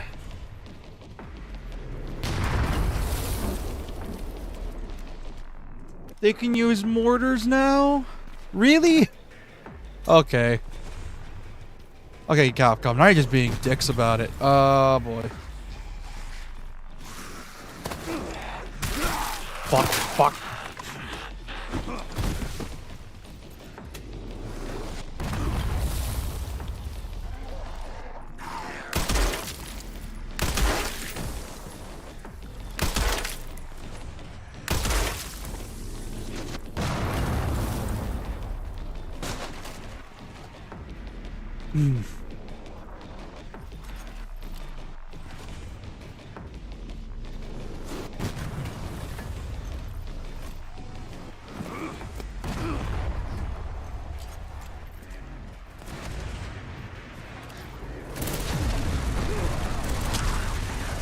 What the? Oh. Well, shit.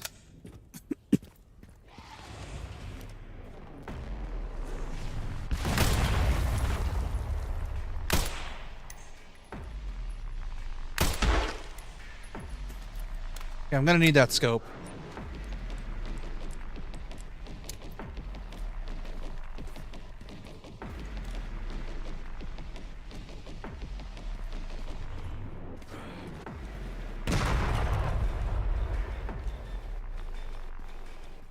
Oh, Capcom, you bastards. Damn you and your attention to level design.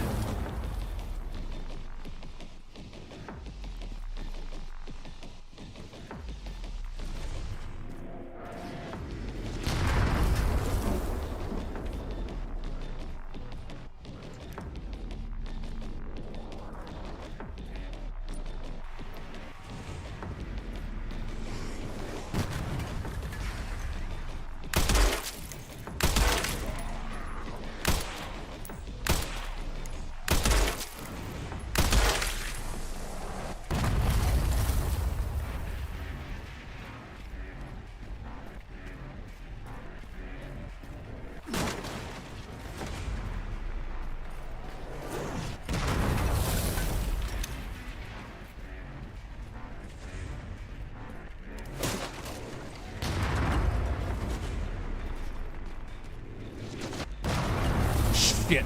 Oh boy.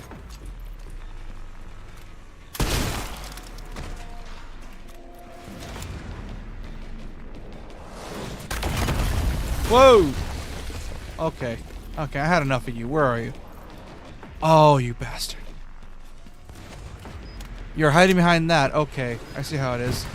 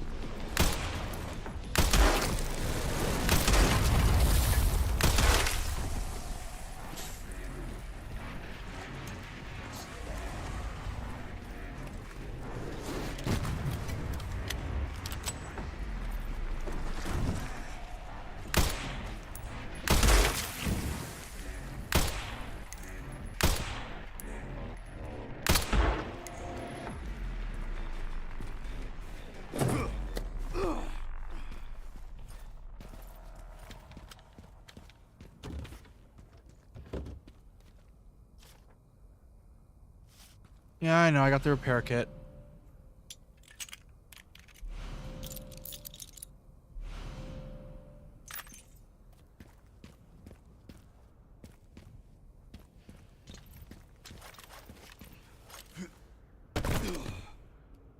Oh boy.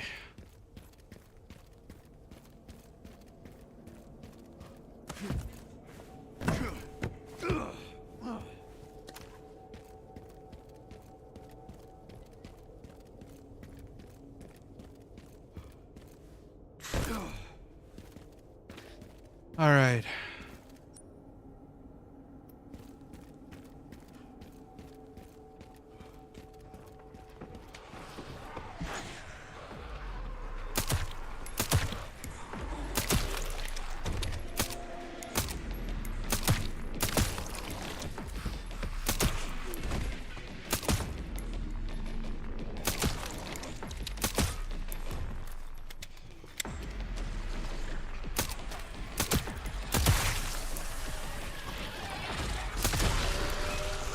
God damn it. Okay.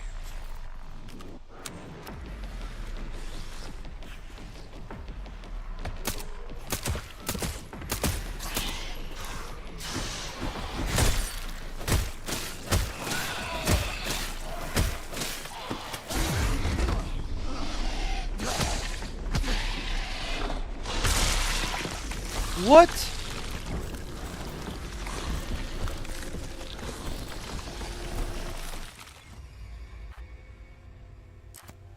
Wait, can they just do that?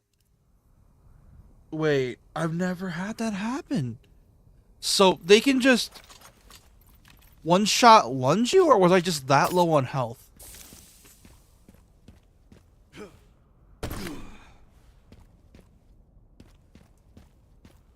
So they could just sort of one-shot lunge at you now? Is that what the game's telling me? Are you kidding me?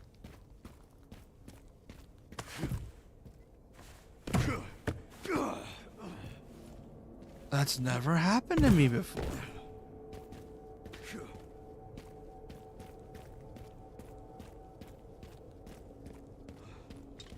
Well, at least I know what to do now.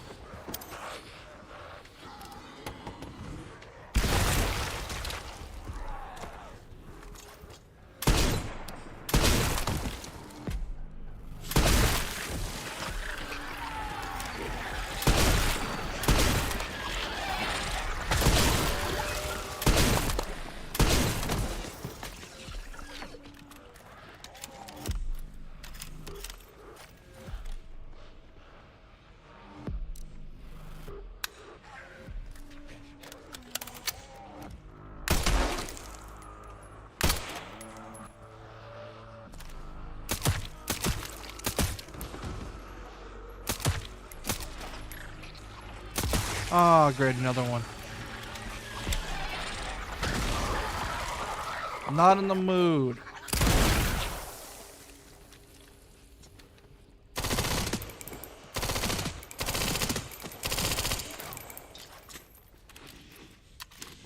I doubt these assholes can climb. I doubt they can.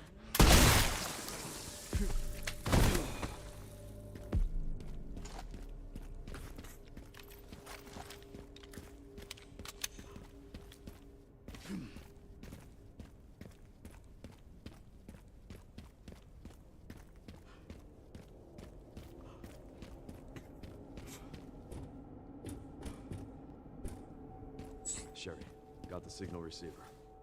Okay, one component left.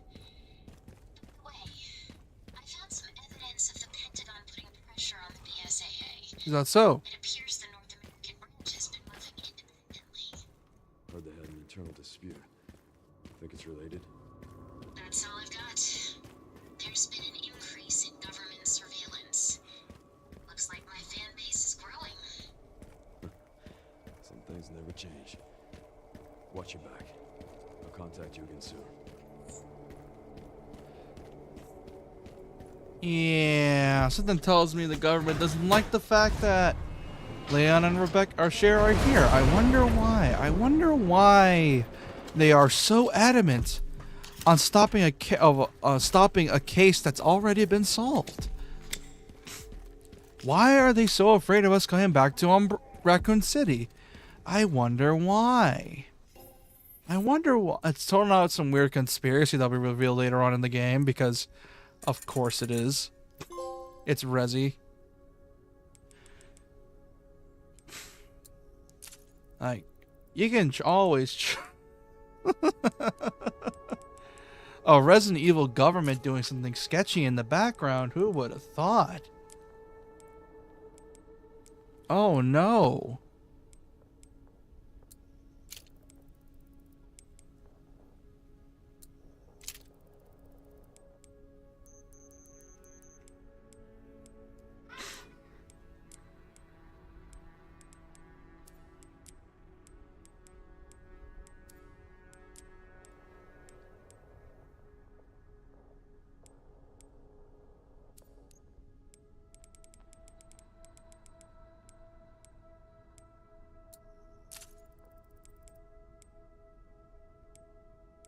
I'm gonna sell one.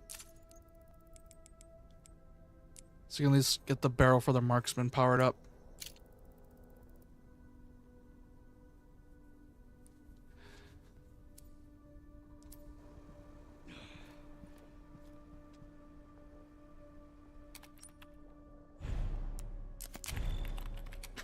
Alright. Alright. I'm gonna end stream off here. It's gonna be almost 4 hours to start streaming. Anyways, for those that are new, please subscribe if you are new. Like to stream if you enjoyed it. I know it was a short stream and I streamed earlier than usual because I wanted to play more of this game early. So, but yeah. Let's see. Oh, yeah, so I hope you guys enjoyed the stream. I stream every Sunday, Tuesday, Thursday, and Saturday. I didn't stream Saturday because my internet issues was weird, but luckily I was able to stream today, so that's good. I'm having a lot of fun with Resi 9. Also, I am trying my best to avoid spoilers as much as I can, because I want people that have not played the game to like follow along and not get spoiled as much as possible. Also, I have a Discord. Go to the Discord, and if you to follow, we play D&D. It's great.